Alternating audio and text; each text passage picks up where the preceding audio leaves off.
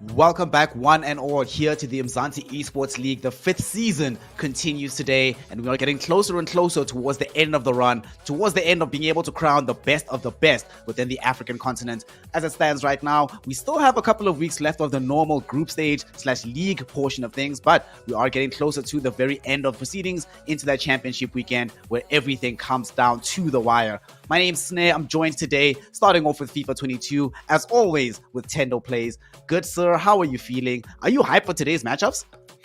I am feeling super hyped because looking at what is lined up today, it's going to be quite interesting. It's going to pretty much determine how the league is probably going to end, in my opinion. It's a big matchup, and there's also a redemption arc down the line that we might be witnessing. We'll just have to wait and see what happens. But yeah, it's going to be a nice little Wednesday evening of some great FIFA 22 action here in the Umzansi Esports League.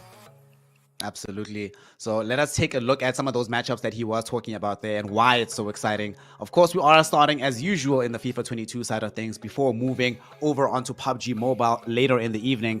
However, on the second day of the 6th week, this opening matchup, super important. Masoom versus Bobo Beast. Thus far, these two have been the players that have been somewhat ascendant within this particular season. Bobo Beast very high up on the leaderboard. Masoom chasing right behind him. Like you mentioned, this particular result will have massive ramifications on what the league table looks like.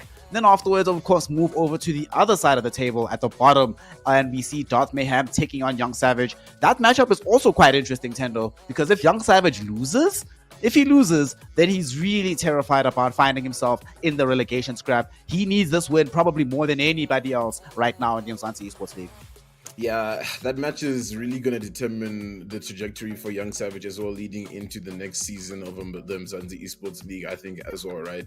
I think regardless if he does, out of some crazy, I want to say miracle, lose against Darth Mayhem, then, we might get a little bit scared later down the line for the next week's games if something crazy happens with the Ruxa, because Ruxa is really the only person left that could jeopardize that for him.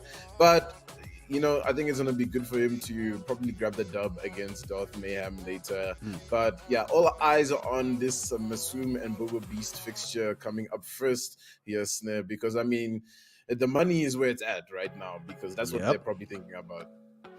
Yep, their mind is already being cast towards this massive prize pool that we have here in the Umzansi Esports League. $17,600 that we are awarding in prize money, 2,500 of it going towards these FIFA players. And of course, it is not all the money that you get, but that's the entire prize pool. However, when we look at this distribution of how this money is being split apart here, Tendo, you just talked about it, it's starting to weigh on their minds that, it's becoming more and more possible that we can get into that top 4 to automatically gain yourself 250. However, if you're at the bottom, 7th, 8th, we spoke about just now Bobo Beast and Masoom thinking about the $1,200. For Darth Mayhem, Young Savage, they're just thinking about trying to avoid the 50, at least get to 75 for themselves, at least make it an outing that you were not going to be sad about after all of these weeks of action. It's bitterly disappointing, isn't it, Tendo? When you do your best, especially if you're a former champion like Young Savage, and you look at the difference in your earnings from coming first, where you earned yourself $1,200, to suddenly being in a position where pretty much just a 10th of that is available to you now if you don't perform today. Yeah, and it's championship syndrome, you know what I mean? Like, you win the championship one time, and then the following season, everything goes downhill, which is what happened in the season, in that season 4, where we're like, okay, what happened to Young Savage? This season is when he's supposed to bounce back. But as we're looking at the standing, it's definitely not been like that, guys. He's still sitting pretty much relatively where he was finishing off last season, if I'm not mistaken, Snare, right? It was not a great run from him. But yeah, guys, top of the table fixture, that's the one we're looking towards right now, because Masoom has the opportunity to go first place. Of course, Bobo is first place currently with 13 points. If we're looking at who's more in form, we'd have to give it to Bobo Beast, right? Snare, I mean, he's got the draw on his hand over the loss that Masoom has. But really, experience-wise, it's Masoom that has that advantage. Bobo's still obviously a bit of a youngster in this. No longer we really call him an Nkosi Super Cup, up and comer. He's really solidified himself in the Umzansi Esports League as a top competitor. Yep, you were talking about like championship syndrome for Young Savage, having a phenomenal season 3, not having a great season 4, and it's still rough for him in season 5. for Bobo Beast since he came up from the Nkosi Super Cup. At first, he just barely hung on into the Umzansi Esports League. And the next season, he found himself somehow getting to the playoffs. And now here he is at the very top of the leaderboard, number 1. As it stands, he's already guaranteed himself a spot in the playoffs, no matter what happens tonight or next week. However, Masoom still needs to do a little bit more. All he needs is a draw, Tendo. So at the very least, get it to 13 points. That's the magic number. That'll force at least some kind of tiebreakers, provided that the goal difference is exact. But 13 is the magic number. Masoom, if he wins, though, he's also guaranteed into the playoffs. This game must be so tense for both of these players, knowing for a fact that victory here, you mentioned it earlier, right, has major ramifications on the table. However, we have to remember that going into the playoff weekend, seeding can make a massive difference in what your path is like towards the finals themselves. So if you come up in the first position, makes life so much easier. So it's going to be one of these two guys at the end of this evening here, Tendo. One of them will be at the top of the leaderboard, will be the undisputed leader going into the final week of league play. And if it's Masoom, he's also guaranteed himself a spot in the playoffs. How tense do you think it's going to be, even just before kickoff, thinking about how much of an impact this one game can have for these players? Yeah, if I'm Bobo, I'm definitely sweating. But he's got an advantage, right? If we're looking at the two bravado players in the league, right? He did already take down Devok. So he's got that probably playing in the back of his head, like, you know what? I got this in the bag. You know, I took one down. I can take another down. And speaking of taking things down, it looks like the game is ready. We're about to hop on in and see exactly what is going to happen between Bobo Beast and Masoom. Snare, we haven't done a prediction in a while. What you say? I was hoping you weren't going to ask me. All right, as we get into it, you know that I've remember that one time I had to call up the old Beast Bianchi, and tell him that he has to retire this Beast title. I think right now Bobo Beast, the underdog FC, quote unquote, is actually the best player in the league. So I'm going to go 4-3 in favor of Bobo Beast. How are you feeling about this one, fam? Well, I definitely want to give it to Bobo Beast, but sometimes we get to that juncture in the arc, right, of the story, where I think our hero needs to take a bit of a defeat so that when he does enter, you know, that final stage, that playoff stage that we're talking about, he's a lot stronger, he's a lot more wise, right? But we'll see now. Big attack coming through here thus far from Bobo. We'll see what happens. Modric down the middle. Bale with a crack of the shot! Whoa! Relax, Bobo. It's just a game. It's only a game. Just chill. Relax. Calm down. We just started. I mean, one thing that's been very interesting to watch about Bobo, though, over the last several weeks is the fact that he has been the one guy to stick to his own kind of team. Sure, we do have some mainstays, the Mbappes, the R9s, or whatever, but even those have been dropping off in favor of the Dybalas, the Bales, Luka Modric occupying this midfield. I just love the way he's been playing and defining his own play style. However, can he define this defensively against Masoom, who's in on the box, in with the shot? And the anime arc of our hero falling to a very strong villain might be on track here, Tendo, as the Invincibles FC of Masoom open up with a cracker of a goal. He took so much time on the ball, but Bobo just was unable to dispossess him at that point. Yeah, just unable to dispossess. Oh, wait, a shot! The keeper, though, sends it wide for a corner. Taking short, this Bobo here. Sends it back wide. Dybala's on it with a nice turn. Shot almost going through. Very fast-paced game to start things off with. And you hate to see it, a goal before you even hit the 10-minute mark. It really can play on the mental of the player. So Bobo right now definitely needs to focus up. And it looks like he is focusing up, but the defensive line. Penalty. Is that a penalty? Yeah, it's a penalty. That's a penalty. But we all know that these Umzansi players are terrible at penalties, but Bobo is not an Umzansi guy. He's that guy. He's showing us the new penalty meta, actually slots it in, immediately makes it 1-1. You were just talking about how he needs to make sure he doesn't lose his mental. Easiest way to do that is to bring back the goal, make it look like nothing even happened in the first place. My goodness. What a cracker of a start of the year. Level Peggy. I mean, yeah, I guess we can just warm on in. The players are already warm. Masoom looking to be dangerous once again in the box. Gets the pass in the shot. Ronaldo blocked off by the defender. And yeah, just a little, you know, up and down, right? It's definitely the caliber of the kind of match we'd expect between the two top players in the league right now. Yeah, this is certainly looking like one of those championship games. This could easily be a playoff, the way it's looking right now. And you can almost feel that tension, right? that both of these players are like, well, every single pass on the ball is super important. Hell, we've even seen Bobo adapt very quickly. The way he's defending, markedly different. He's gone away from the tight individual man marking to instead occupying a more zonal role. And it's worked out for him. There's been some very good moves from Masoom that have been blocked off as a result of this change. This is one of the things I'm to see of Bobo and why he feels so strong. It used to be the case that he had so many cracks in his game plan and it needed so much work for him to figure out. But now he's doing it in these games here, Tendo, looking stronger and stronger as time goes on. At least, look at that. You see that pass? Normally, earlier on in this match, he'd be immediately trying to run down the ball. But now he's like, nope, cover the zone, cover the angle. And suddenly, I'm making sure there's no way through for you. And he's through himself. Paulo Dybala is in on goal, in with the shot, makes it 2-1. Bobo Beast maintaining his spot at the top of the table. He's now gotten himself the lead here, Tendo. It's 2-1 in favor of the unsigned Beast. What a passage of play coming in from Bobo Beast. This is the Umzansi Esports League after all, guys. It gets hectic around here. Shout out to Nodwin Gaming for putting this all together. Also, we didn't get to see such moments of greatness, right? Yep. A player that has been in the scene for so long in the form of Masoom, so respected, being challenged by a youngster, a new kid on the block. He's going past the shots. It goes wide. And this is it. This is the talent that we get to witness coming through. It's looking absolutely amazing for Bobo Beast. He started off shaky, but he's really finding some composure. Yeah. Nice little pass in. Dybala has been dangerous thus far. Let's see what happens. Ronaldo just squandered. Oof.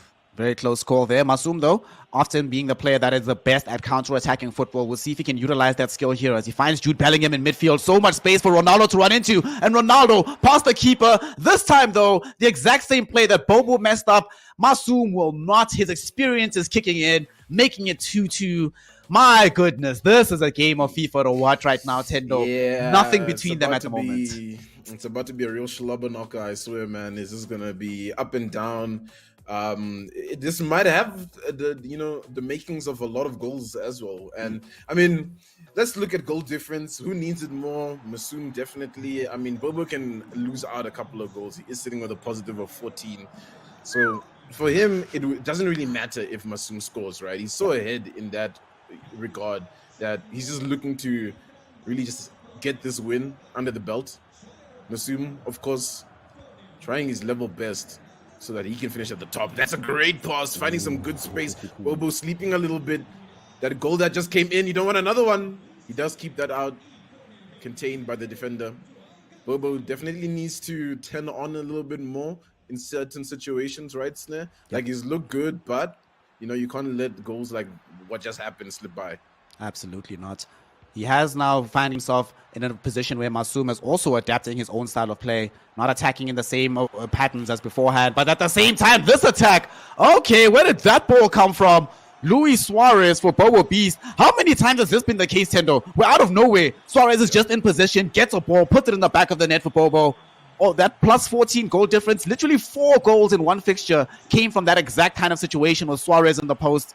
My goodness, it's so well done. But Masoom trying to make sure that the great prophecy of being scored against immediately as you score is fulfilled. He's on the ball, not giving up possession, but he gets dispossessed. Oh no, Tendo, look how many men are back. He is going to get overloaded, but oh, what an interception. What? This might have bought him the time, but he's still on the ball. What's happening? Bobo's players are interrupting each other's runs. This could have been a goal if not for that, unfortunately. Yeah, well, he's still on here. He finds the pass in. Wait, what? Marco Reus past the keeper, the shot in the goal. Just on the halftime as well. Bobo finds 2 goals immediately. Wow. What's going on? What is happening? Masoom. Wow. Maybe he's over a gas stove right now, burning away. The Iceman just might be melting right here, Snare. Yeah. I really thought when I made the prediction of 4-3, that was going to be the overall series score. Yeah, actually, not the first half. This is the first half of the first leg, dude. This is insane. 6 goals. Man. Happening between them. Yes, it's a +2 goal difference right now in favor of Bobo, but who cares? We just want to see more and more of these goals. And Masoom obviously now has to keep chasing this game because he can't allow himself to just keep falling further and further behind in the goal difference. But that's going to leave openings for Bobo to make his own counterattacks happen. So I think you're right, sir, that the slobber knocker is definitely in full effect. Let's see what Masoom can make happen here as the half starts. Immediately in the box, Ronaldo Can't get the ball into the back of the net, but he will earn himself a corner kick. So there's still hope to try and get a goal early on in the second half. Yeah, and I just hope it's not going to become one of those situations where, okay, wait, before I speak, let's see what happens. Okay, offside call. Shout out ref, giving Bobo a moment to breathe. But yeah, I hope it's not going to become one of those situations where we see Masum chasing the game, right? Because that'll just play into Bobo's favor. Bobo, very strong on those counter attacks. We've seen it already. As soon as he's got possession of the ball, he can really convert it. He's in on a shot as well. He takes it. He scores it. Bobo Beast. Yo. What's going on? I mean, he's been in form, yeah, right? 4 wins thus far, just the draw against Young Savage. And I mean, that was a bit of an anomaly, right? We're always going to look back at that one like, oh, what happened? You were leading 2-0 and then just, Young Savage came back. But now, really asserting some dominance in the league. I mean, Snare, what's to come from Masum now?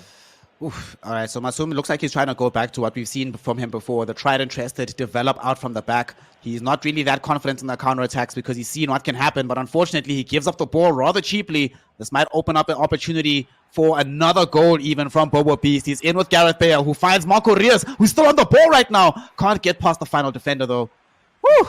Super close call there, but the longer and longer this goes on, the more confidence you can see Bobo's developing. Look how high up his line is playing. And the way he's been defending, he also knows he's not that fearful of Masum being able to break his lines at the back. He's just been doing a phenomenal job thus far. A lot of ball players coming in from Masum here. Oh, what? No, not the offside trap. Oh, my gosh. That was actually so clean. I'm pretty sure Masum had no idea that was actually coming. That trap was perfectly sprung coming in from Bobo. Yeah, big plays coming from Bobo B. So it matters, right? Wants to get into the most comfortable position. Ooh, what? Puck snuck through the ball! Man, wow. I don't know. Sometimes you sit at the desk and you just ask yourself, like, all right, we've got a lot of things to work from. We've got some past games to really analyze. And when we're looking at play styles, the kind of play style that Bobo brings to the table is usually the kind that Masum is able to contain, right? These players that just like to make these bursts of play. He's usually really good at reading those, closing it down with the defense. But right now, we're just not seeing any of that from the Iceman. He's definitely melting. Bobo's got possession of the ball once again. Marco Reus down the middle is being trouble. Bale loses out though. Loses out on the ball. This might be the chance here for Masum. He's in position with Mbappe. Finds Jadon Sancho. A little bit too much time on the ball, though, allowing Bobo Beast to reset his defense. And as I say that, he reclaims possession, but there's still a chance here. Masum in with the ball, in with the goal, making it much more competitive, shaving the lead down from 4 goals to only 3. Gets himself a third one, keeps himself in the game. 9 goals in the first leg. And for some reason, I feel like we haven't seen the last ones. But Masum giving himself an opportunity not to just get completely blown out here by Bobo Beast. Yeah, because the blowout is going to be so detrimental when we get to the margins later on, right? Because now you're looking at Masum sitting with 12 points, the same as Divac. And Divac obviously having the more goal difference in that situation. The margins is going to be slim. Dybala, the turn, the shot! Who is the this goal guy? Again!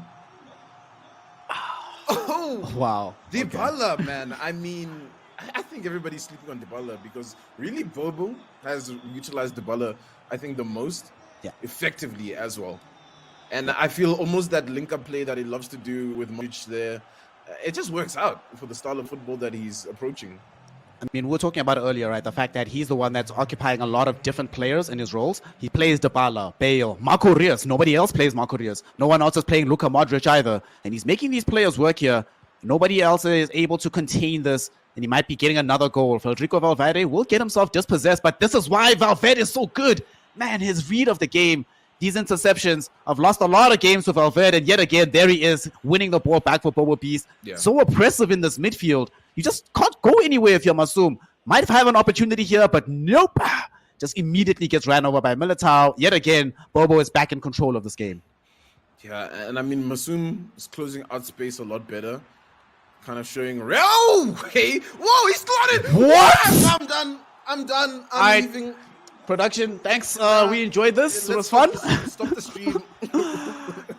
Yo, No. you know what? We keep making jokes about these referees being like WWE or UFC refs. I wish they just call the TKO right now and just save Masoom from Bobo, because my gosh, this is unseemly, Tendo. He might be able to get a goal back though. Corona, can he get the pass in? No, he cannot. Close down with the double man marking. Oh, wow. I'm just so impressed by Bobo. This is actually textbook FIFA 22 on how to beat the best of the best in the business right now. The best of the best, right? I mean, look at this. What can you really criticize besides, I mean, that early goal, maybe some nerves coming through. And then the goals after that, I mean, sometimes, you know, Masoom just finds the back of the net. But this is just brutal. It's just murder at this point. Dybala's in on goal, but defender will take it away. Oh, the 10 in! Bale! Oh, no. What? Oh, no. What? What is happening? It's looking... Wow. It's looking like a tactical shoot-around scoreline at this point, man. What's... Call him YNW Bobo, because he has just got murder on his mind. Masoom is getting murked right now, and you can see how it's affecting his confidence. He's always holding the ball, man, trying to get a turn. Losing out on the ball at every opportunity. Why is Bobo have possession of the ball? Why is he running? Yeah, he had to take that tackle. No, it's fine. Give me the red card, ref. It's okay. It's all good. Yeah, it's fine. Call it quits. Just cut it. Wow. What a game. Dybala, 5 attempts on goal, 4 of them going into the back of the net. Honestly, in FIFA 21, I did think back then already people were sleeping on Dybala because he was really good then. Not as good as he was in FIFA 20. But here, my God, looking like Dybala in his maximum prime. Bobo Beast doing amazing things with him. Amazing things just with his entire team lineup in general. You just mentioned it now. There's practically nothing to criticize from how Bobo's adapted. A very slippery start at the beginning, letting in that early goal. The start of the second half didn't seem as promising, but once he started getting on, once he cracked the code, he was just in goal after goal after goal after goal. I mean, let's think about it this way. Masoom scored 1 goal in the second half, right? 1. Bobo scored 7. No, not 7. He scored 5. Sorry, 5. And I mean, if we're looking at now at goal difference, he's approaching 20. Like he's at 20. Yeah, I mean, that is just amazing, honestly, at this point for Bobo Beast. Second leg is going to be tough to watch because it's like, how many goals without Bobo scoring as well? I don't know. It just seems so impossible for Masoom to come back from. Masoom is a great player. We've got a lot of good critiques about him all the time. As we hop into the next leg, Snare, what do you tell Masoom? You know, we mentioned a lot that, like, as a FIFA player, you have to be your own coach, your own analyst, etc., etc., etc. What do you do as Masoom? What do you do in this kind of situation? You tank the red card and hope that you can injure some of these players. I suppose that's the only way back right now. It's really hard because you have to claw back 6 goals. You're in a very difficult position. And your playstyle, just the way we've been seeing this go, seems to be the case that Masoom's playstyle doesn't match up well against what Bobo is doing this evening. This much more considered developmental style. You know, sometimes you just need to be able to just immediately assault on the break. And Masoom is usually quite good at that, but being smothered here by Bobo is Bobo going in for another goal. R9 gets the turn. R9 gets the shot. Still going to go out for a corner kick.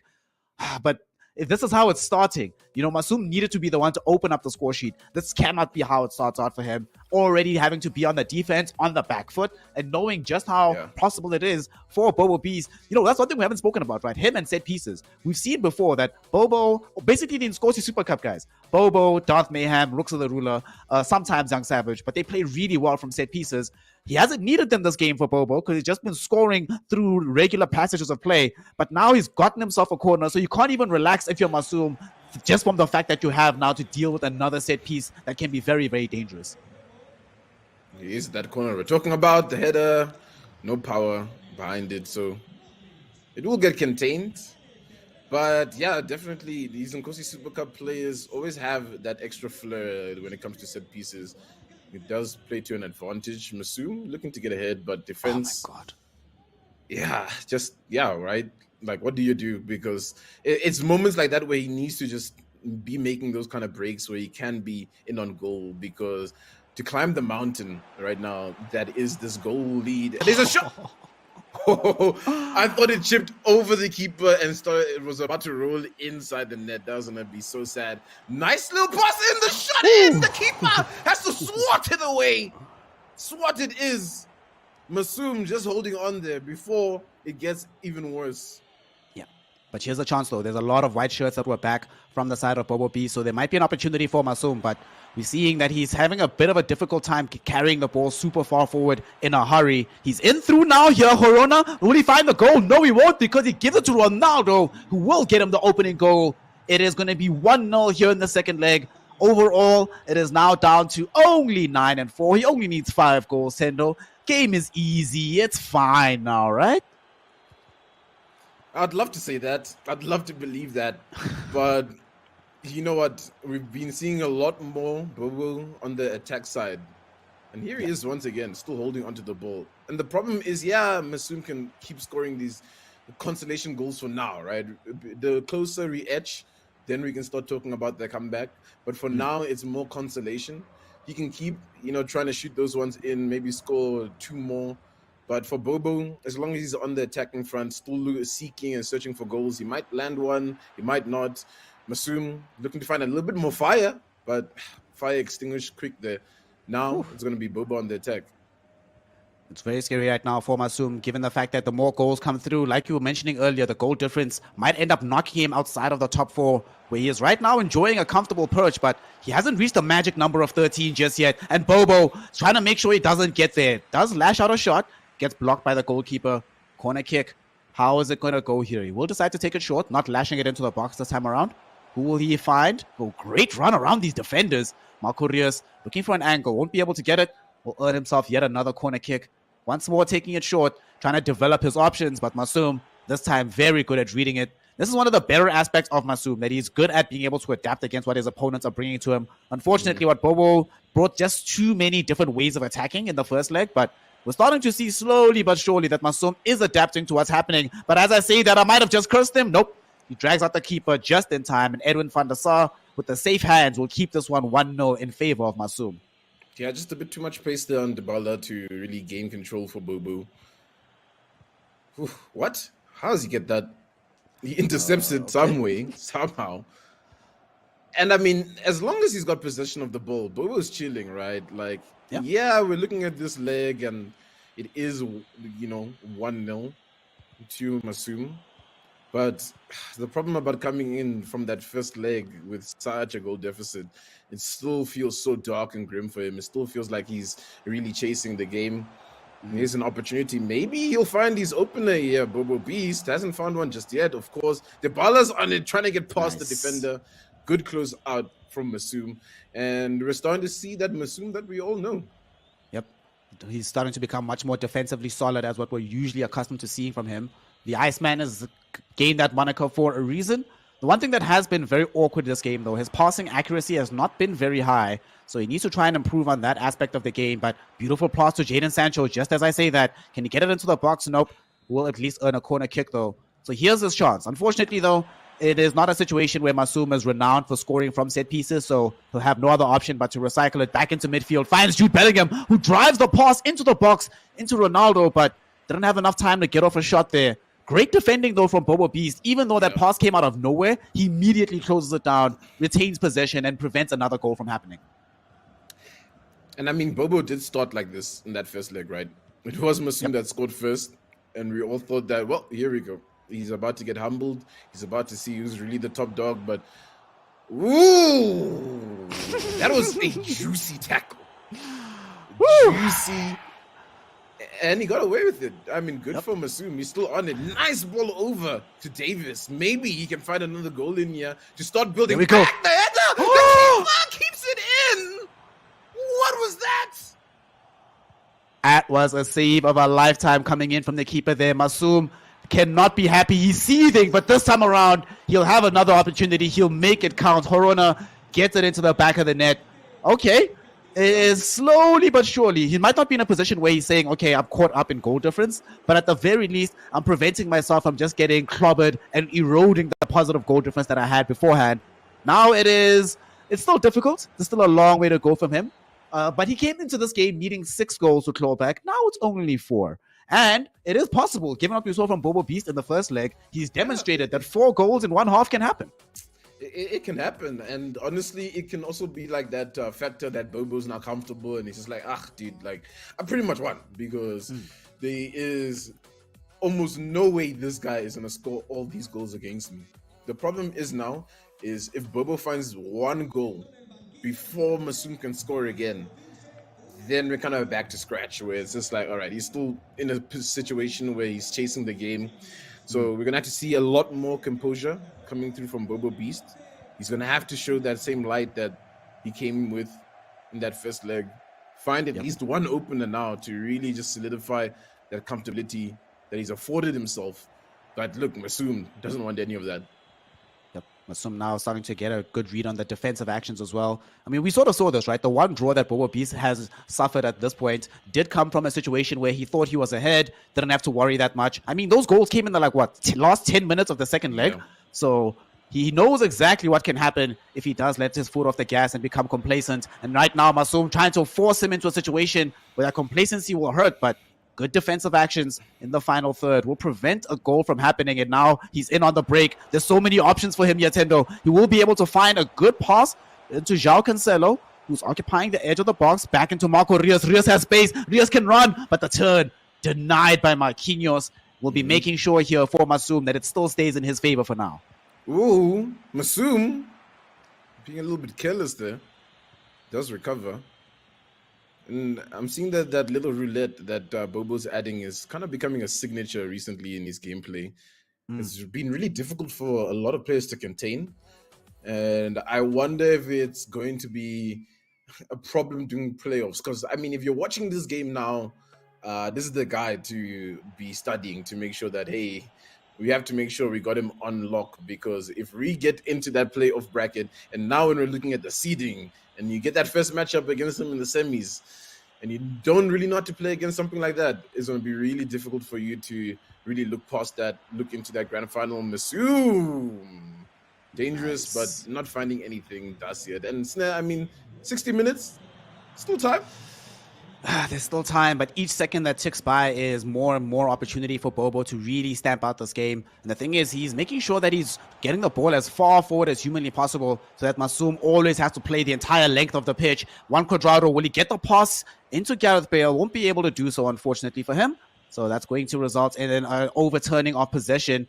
Masoom, though, doesn't have enough shirts forward to really turn this into an effective attack, especially not if Bobo's willing to do this kind of tackles.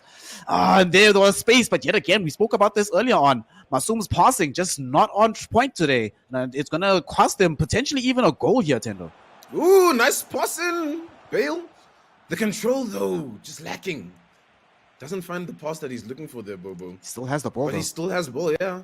Suarez! Oh, shots! Oh, man, and it just all crumbles into pieces from Masoom in that moment. And I spoke about it, like, if Bobo just finds this one goal, it's back to 5. It's looking impossible now. And I mean, even if Masoom scores like 2 goals within these next few minutes, it's still going to be a mountain to climb to even look at getting a draw out of this. It's all about the goal difference now. Winning is certainly off the table. He has to try and figure out a way to, at the very least, stem the bleeding and keep himself in contention to get into the playoffs. It would be so heartbreaking. Since we've implemented the goal difference system, we haven't yet had a situation where somebody's kept out of the playoffs. I had to. Take the cut. It's fine. Take the cut. It's cool. It's not looking good there. But it's tense, man. Like, you can really feel it. Like, for someone like Masoom, it's a very difficult game to stomach. I feel like it's difficult for a lot of us to stomach. We've seen Bobo really improve, and I mean, shout out Bobo. Like you said, you can't take anything away from me, especially now that he's leveled it up. I mean, he's kind of sailing at this point. Yep. He is showing that he is ascendant, that he deserves to be at the top of the leaderboard, that him getting there was not a fluke, wasn't an accident, that him being in the playoffs last season was just the beginning of his story. Now this journey continues here in this 5th season of the Umzansi Esports League. Will he be able to prevent Masoom from getting another goal here? Great pass coming in, but Schmeichel is there in time, making sure that there's no possibility of this being a goal. And with only 18 minutes of normal play left, it does not seem like Masoom is going to be able to get a draw. Now it's just about those consolation goals. But what is this? Okay. Okay, thank you. Thanks, Masum. Thank you. Because I was about to be like, nah, there's no ways he gets that. It was almost in on target even for him to make that run. Masum still has possession.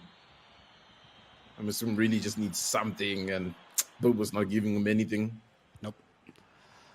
Take from them everything, give them nothing. That's Bobo's motto right now. What a pass, but what an interception, even better.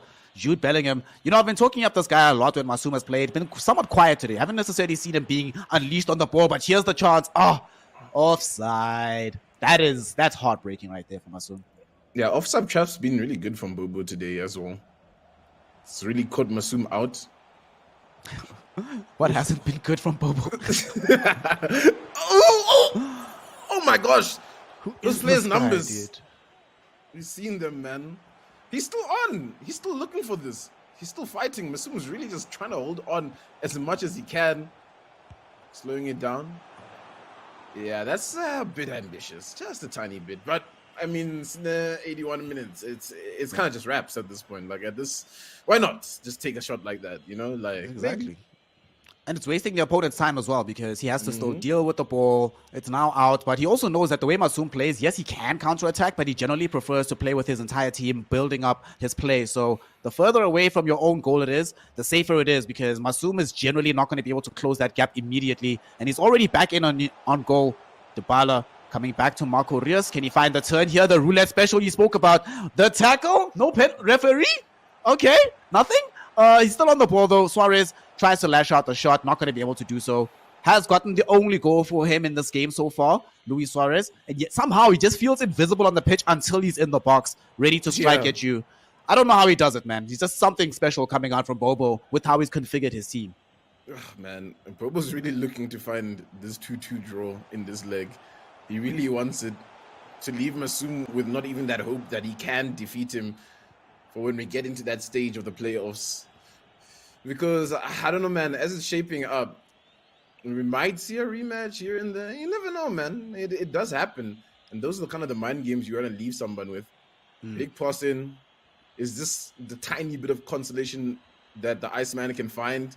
Nice pass to Ronaldo. The turn. Maybe the shot. Oh, the ball. Heartbreak. And the ref's just not having it as well. Yep. He's like, nah, we're done. We're going home. Oof. Referee throws in the towel in favor of Masum and says, bro, just take it easy here. 2-1 in the second leg. But that just means that an overall aggregate score of 10 goals for Bobo Beast that he's gotten for himself. That is just incredible. What a player. These 3 points earned, it's more than that. He has given him such a massive confidence boost. He's beaten everybody. He took out both Bravado boys. He has been the one that's only been really halted and interrupted by Young Savage. But overall, it's just Bobo, Bobo, Bobo every single game. 5 and 10, plus 5 goal difference. He might not have gotten his 20, but 19 goal difference is what he's earned for himself. What a legend. Very clear at the top of the table. We're going to see it in a second, but whew, there's almost nothing to criticize from what we saw from Bobo. Wow, this is just something else. I'm so impressed right now, honestly. Yeah, I mean, the only criticism I have is maybe taking the gas off the pedal in that second leg. But, I mean, it's bound to happen when you have such a big lead like that. And Masum was pretty much just chasing the game the whole time. It's tough, man. If you're looking at this as the bravado man, it's going to be a really difficult defeat to stomach because, on paper, it's one of those where it's just like, yeah, man, just get the dub, walk away with it. And he's now sitting on a negative goal difference, which is just... It's heartbreaking. It's just absolutely heartbreaking. Now we have this really interesting reality right now. I just want to bring it here. I love to theory craft. With that negative goal difference, let's say he doesn't win next week's game, right? That final game stays on something like that. And then you have the Beast Bianchi and Mobizilla netting dubs in both their games, sitting on 13 points. Oh, anything can happen at this point. It's really wide open. The only person that's safe, besides obviously Bobo, is probably Divak, just because he has a lot of goal difference to work with. But man, the league is looking tough for everybody below Bobo because I mean, I can't believe we're here 6 weeks into the Umzansi Esports League, the end of the 6 weeks day, with the second day of action happening, and we still haven't guaranteed who the top four are going to be. It's only Bobo right now at number 1. We spoke about it before the match started. 13 points is the magic number. You get there, you guarantee yourself a spot in the playoffs. Only Bobo has managed to reach it, and he's just demolished it on the way there. I mean, Divac, Masum, Beast, Bianchi, Moby, all of them. There's only 3 slots remaining, and there's 4 players with a realistic shot of being able to get into that top 4. Certainly, we're going to make for some exciting viewing next week. And unfortunately, though, the next matchup that we have this evening, Tendo, for Young Savage and Darth Mayhem here, they're at the very other end of the table. This matchup will not have any impact on the top 4. Neither of them can realistically get there. Now it's all about, can I just stay in the Umzansi Esports League? Because remember, the points tally and the points difference between them, not that large. Young Savage is on 4, Darth Mayhem's on 0. But if Darth Mayhem can win today and then next week, he can boot Young Savage out of his safety perch, and suddenly he's the one staying in the Umzansi Esports League. So although we've seen a matchup that was super determinative for the top of the table, we still have a matchup that's going to have a lot of impact on the bottom of the table as well. Yeah, 2 worlds collide, opposite sides of the spectrum of what's happening inside the Umzansi Esports League right now. And if you're Young Savage, there's a lot of pressure, and they really shouldn't be, right, in this kind of situation. It almost feels a little unfair. Especially for Darth Mayhem, who is now put in the situation where he's probably going to have to feel the full force of Young Savage. Because if there's any time to see Young Savage, it's going to have to be now. Yeah. Because this is his lost opportunity. Because you never know what happens in that final week of play. It might be a bad day. We might see this or that happening. And I mean, him netting a win here will put him in a comfortable position, because then realistically no one can catch up to him. Even if Rixa doesn't manage to find a win, he'll only have 6 points. He's going to end up on 7 points if he does win here, Young Savage. So there's a lot for him to play for, just to at least have that a little bit more confidence, a little bit of pride, to still be like, you know what, tough season, still retain my spot inside the league. Don't have to do the relegation battle. But I mean, it just starts now. The story has to start now, It starts now, not just in their minds, but on the pitch as well, because the game is live. Here we go. Young Savage versus Darth Mayhem. If Darth Mayhem is to win, it'll keep his hopes alive. But if he loses, he's guaranteed going to be at the very bottom here, and will find himself certified the first player to be in that promotion relegation scrap. But he still has to play out this game. And Young Savage, although he is more favored, still has to do things and win this one out. It's very funny that we're seeing Young Savage in this situation, given that he's the only one that's been able to contain Bobo so far. But here's the opening attack already. Young Savage realizes how important this game needs to be. He's opened up the score sheet for himself. It's 1-0 in his favor as R9 gets an amazing goal in the first 5 minutes. Great goal coming in from Young Savage. Really feels the gravitas of the situation. Oh, Ronaldo. There's a pass there. Great pass. Wow. Is that a Ronaldo and Ronaldo link-up play? Yep. I was confused for a second there. I was like, wait a minute, what? From 9 to 7 and into the back of the net. It's 2 goals in the first 10 minutes here. This cannot keep happening for Darth Mayhem. I mean, there's a reason he's also at the bottom, right? He's the one that's enjoyed, or suffered rather, the worst goal difference at this point in time. And you can't let that keep happening. Even if it's the case where he's not going to be in the Umzansi Esports League, you were talking in the previous matchup how important these games are for developing your mentality going forward. And if he keeps conceding goal after goal after goal, he cannot feel good about that. And especially when he's missing an opportunity to score himself. I really thought he was through there, Tendo, but sadly, Young Savage was there with the defense. Yeah, you don't want this match to feel like a formality, right? Like, you kind of just giving Young Savage the win, and you kind of just going throughout the whole season, guaranteeing that extra 3 points that everybody can take, and maybe, just maybe, that's not the case. Because Mbappe finds the back of the net. A goal back in now for Darth Mayhem. Okay, but we'll see. He's giving up so much space to Ronaldo. A shot in! A goal! What an answer back from Young Savage.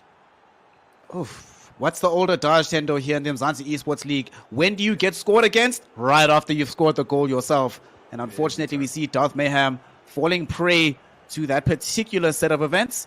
And he's losing a little bit of steam here. Good interception. This might create an opportunity. But unfortunately, the tackling also very strong from Young Savage. He wants to make sure that he spends as much time as humanly possible on this ball, preventing Darth Mayhem from doing anything. And he earns a free kick in a very promising position here. This could turn into a goal. Lays it off onto Ronaldo. Ronaldo gets it back from the other Ronaldo.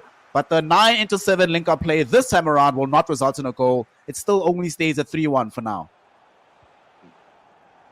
Almost in on target there.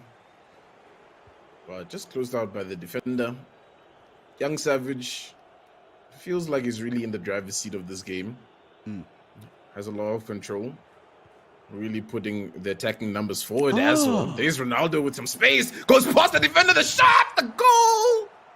Young Savage, where have you been? It's been a minute. Here he is showing up when it really matters the most. It's so tragic that this is only when he's starting to level up like this, because unfortunately, as we just saw on the leaderboard earlier, he's out of contention. He literally cannot get into top 4. But now maybe a goal from Darth Mayhem. He says a chance. This has to be a goal. This has to be a goal. There we go. Okay, Darth. With Darth Mayhem plus Mbappe, this combination has been serving him well so far in this leg. 2 goals in his favor. But just like the previous matchup that we saw, Tendo, in the first half, we already have 6 goals happening. Yeah, I was actually about to mention that as well. Like, what's going on with the ties today? It just seems like we've just got thrillers lined up. Opposite sides of the spectrum. We mentioned it. You know, bottom of the table clash versus top of the table clash. Giving us the same amount of entertainment. Ronaldo! The pass back in. I thought he was going to turn for a cracker of a shot there. The pass gets intercepted. Now, Hakimi on the ball. Nice ball into Neymar. Neymar, we haven't been seeing much Neymar does recently, right? They've been quiet on the picks. I mean, honestly, the only PSG player... Oh, what a shot. Almost a goal. The only PSG players that we've been seeing has been, what, Neymar. We haven't seen Neymar, excuse me. We've only been really seeing Mbappe. And that's about it, now that I think about it, right? Everybody's really been ignoring some of this PSG meta, which we used to see so much in previous iterations of the Umzansi Esports League. No Messi, no Neymar, no Marco Verratti, none of that. Even Achraf Hakimi, the great prophet, is very rarely picked up. It's only really Darth Mayhem utilizing him at this point in time. And unfortunately, his attack will also peter out. And now here's the opportunity. Neymar in for Young Savage. 2 Neymars on the pitch, doubling up what everybody else is using. And what?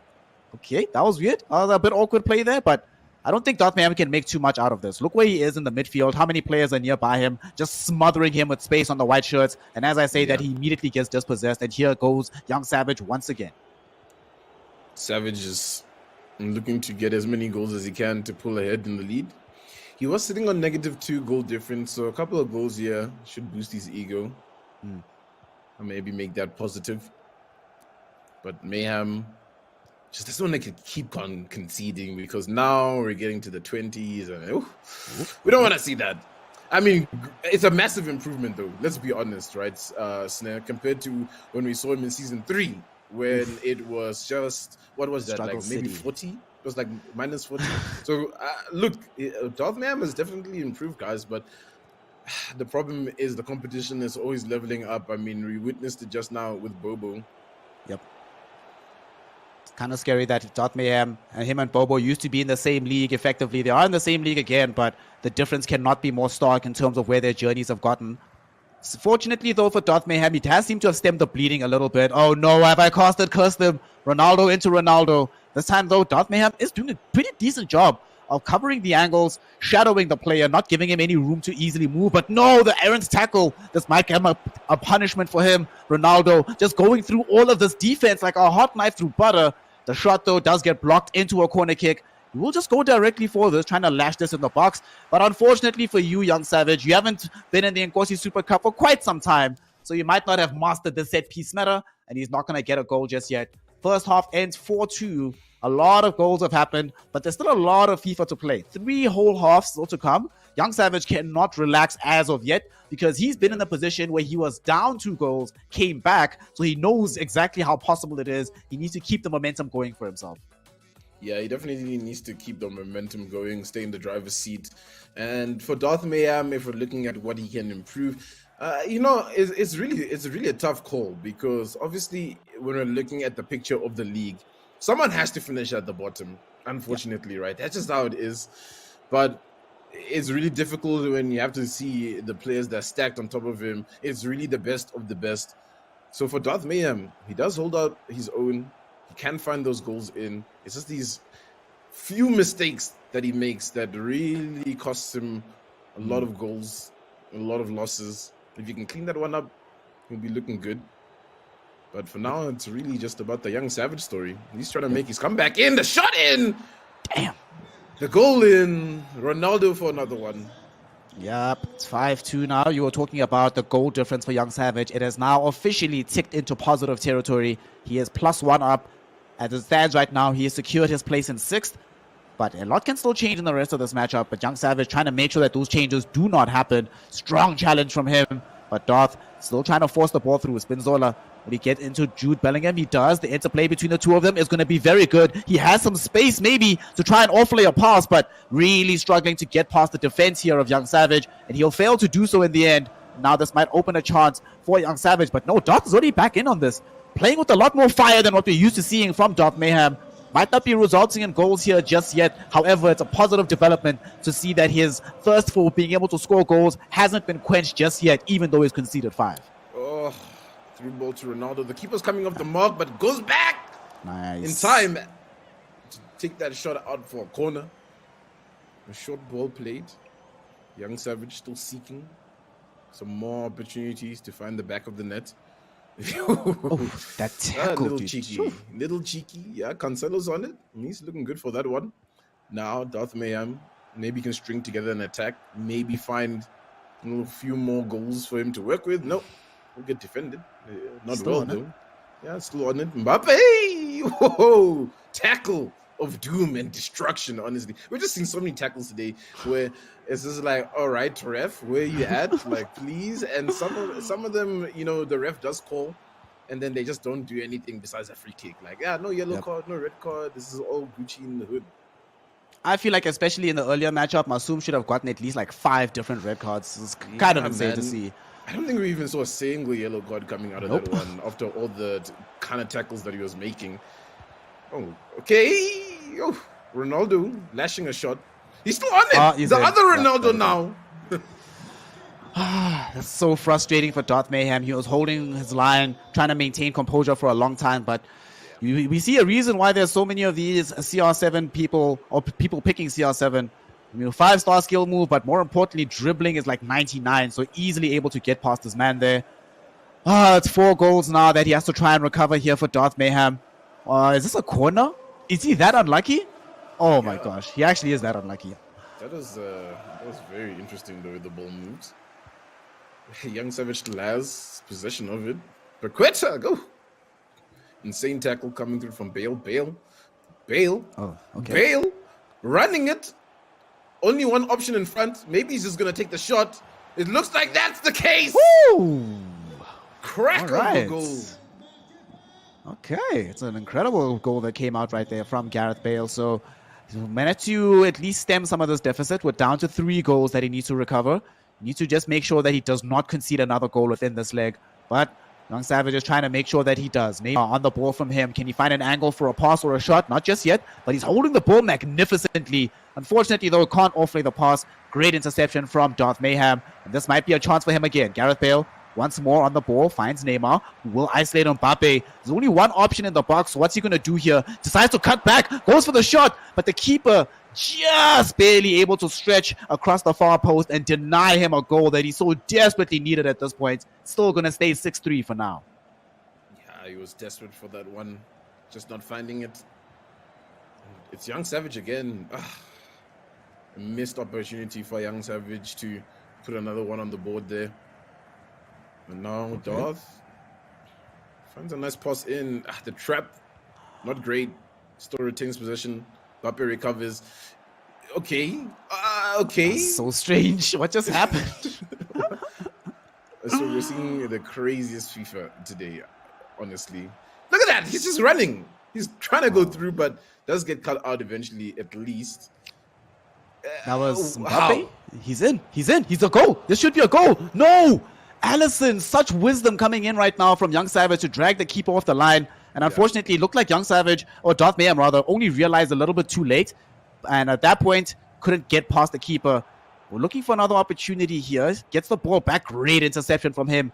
Mbappe, can he get past his man here? So many options, but none of those options will come to fruition because Nuno Mendes on with the interception. I think he's like 95 in terms of defensive positioning and the defensive awareness, and we see it pan out there perfectly. Young Savage at least keeping himself in a 6-3 position right now, but it is starting to look a bit more dangerous. It has felt like for the latter part of this half that Darth Mayhem has been the one with the more inspired passages of play. It's just so happened that regrettably Young Savage is a bit more clinical in his finishing, but a lot of positive signs of development here coming in from Darth Mayhem. A lot of development indeed. Like I mentioned earlier, he is looking a lot better than the last time we saw him in the Umzansi Esports League. Definitely improved a bunch. I'd say still a lot more work to do. I mean, it's pretty much over this leg. We're looking at that next one. 3 goals for Young Savage for now. He still has possession. Maybe he will find something. Nah, squanders it. I'm sure Darth will just be able to hang on to this one. Darth? Okay. Yeah, it's all good. Referee comes to save him, blows the whistle, prevents their having a 7th goal in favor of Young Savage potentially. 3 goals is possible. It is possible for him to be able to claw this one back. We have seen more drastic comebacks here in the Umzansi Esports League and within individual legs. I think the biggest one we've seen was a 5-goal comeback or something like that. So it's possible. The history is there for Darth Mayhem. The question is, can he maintain the same style of play he was doing at the end of the second half rather than the style of play we saw at the beginning of the first one? If he can do that, I don't want to discount him. I think he actually might be able to draw out the series. He needs a win, though. So I'm hoping that he lights a fire underneath himself. What are you telling him right now, Tendo? He's coaching himself, but if you could fly into his ear, send him a message, what would you tell him in order to keep him in the game right now? Honestly, shut the back door, that's the key focus for now. Because if we're looking at that, a lot of trouble stems mostly from him conceding a lot of goals. That's ultimately his downfall. He just needs to make sure that his defense is looking better at first. And let's see if his defense improves in this next leg that is ready to go. Because, I mean, if he can fix that one up, then it should be a whole lot better in this situation for Darth. But Young Savage starting off on the attack. That's nice. Marquinhos there for Darth Mayhem, doing a good job. João Cancelo. It does seem like this left flank is where he's been the strongest with these kind of attacking runs. We need to see Young Savage trying to shut that one down. Hasn't managed to do so just yet. Cancelo is inside the box. He can't really find anybody. And unfortunately, because he's been dispossessed, now there's so much space for Young Savage to try and make this run. But Patrick Vieira for Darth Mayhem, keeping it 0-0 here at the beginning of the second leg. Would have been very scary if he conceded that goal, but he doesn't. And Jude Bellingham and Patrick Vieira, very difficult midfielders to get past. And it's working out for Darth Mayhem so far. He's keeping most of the possession. He's in on goal. Neymar can't get off the shot properly because of the block. However, this is the positive kind of play that we wanted to see from Darth Mayhem. I'm glad that he's maintaining it going into the second leg. And we'll see if he can maintain this momentum that he has, or if Young Savage will strike back. He is on attack. Let's see if anything can really stem from this. Bellingham finds Ronaldo in the middle. Defense is looking like it's lacking. He was trying to take a shot in. All right. Thank you, Czech, for stopping that, because that was not supposed to come through, honestly. Nope. He's still on the ball, though, for Young Savage. R9 can't get past this man. Darth Mayhem adapting a little bit here. Feels like he's gotten a bit of a Zenkai boost, and he's looking a lot stronger. The question is, can he maintain the strength on the other end of the pitch as Neymar finds Mbappe trying to run into his man here. Gets past him, but offlays the ball into Garrincha. Comes back to Neymar. Neymar, though, can't get past Virgil van Dijk, but Jude Bellingham still strong with the interceptions. The Bellingham versus Bellingham matchup will be fun to watch, but it's also interesting to how many players Darth Mayhem has changed from game number 1 into the second leg. He definitely is feeling that, you know what, one thing I was lacking was some pace and control. Brought on some pacier players who can just get on the ball a lot faster than he did beforehand. And it's working out for him, keeping it 0-0, at least for now, but needs to be able to defend this attack as well. Bellingham for Young Savage. Is he going to get past the other Bellingham? He does, and now he's in onto R9. R9 into CR7. Can he get the step over? But he cannot. Great defending here from Darth Mayhem in the second leg. Yeah, defense is looking good. Starting off this leg a lot better than when he started the first. Frank Ribery? What? We saw Ribery the other day. I can't remember who it was, but yeah, man, cheeky pick. Maybe it works out. You never know. We'll see if Darth Mayhem can continue trying to push the ball forward, look to get into that net of Young Savage. Okay. Dampen these goals that just stacked against him. Oh, Young Virgil. Okay, I didn't notice that one. Virgil van Dijk playing for Young Savage there. 98 strength, I think. So very strong player in the middle. Although here, this ball from Jude Bellingham doesn't go where it's supposed to. Is that a goal kick? What is happening today, dude? I don't know, man. It's just the crazy day, I guess. Wednesday, dude. Opposite day. GG's. Hey. Let's see if this is going to be an attack. Frank Ribery into Neymar. Can't get off the shot. There's not enough space just yet. And Marquinhos literally picks his pocket and steals the ball away from him. He was trying to generate the power for the shot. Will not be allowed to do so. But Darth Mayhem has just been relentless. Immediately, he's pressing on the ball when he loses possession. He doesn't want to give any opportunity to Young Savage. So that does mean that most likely we're going to be seeing Young Savage, if he does score any goals, scoring them on the break. And now this might be a potential break for Darth Mayhem. The tackle... Referee, Dean and Earl Hebner are certainly taking over these refereeing duties here because I don't know about this, man. Somebody should have called a foul on that one, maybe. It has something, you know. But we'll see Ribery on the ball, getting past a few defenders. What a tackle from Marquinhos. Ain't getting past him there. Okay, cool. Yeah. Don't you just wish that Mayhem started like this in that first leg? You know, like... If he had started like this, it would have been a lot more competitive because now we're watching another game, another second leg even, where it just feels like someone's behind, they're chasing the game, and they're really the one that's doing the most work inside the second leg because obviously, you know, coming into this one, Savage has the advantage. He's not stressed about getting too many goals. He's got the goals behind him. So Mayhem now is forced to play better, but you gotta just show up playing better, right? Start the day hot certainly makes it a lot easier to not have to recover in these kind of positions. And Neymar, beautiful way to get past this man here. He's in through on goal, gets it to Ronaldo. Ronaldo finds the other Ronaldo. 7-9. There's going to be the opening goal. Young Savage has been the one dealing with attack after attack after attack after attack from Darth Mayhem. But as usual, the clinical finishing is where he is able to reveal his strength, getting it into the back of the net, making this a 7-3 series overall with this opening goal. A lot more work to come from Darth Mayhem, and he's chasing such a hard game, especially when the referee is just thinking, hey, you're playing Tekken today, boss, not FIFA, so I'm not going to call anything in your favor if it happens. Yeah, man. Looks like he's on a break. Yeah, he's on a break. He's taking a shot. If not for the foot.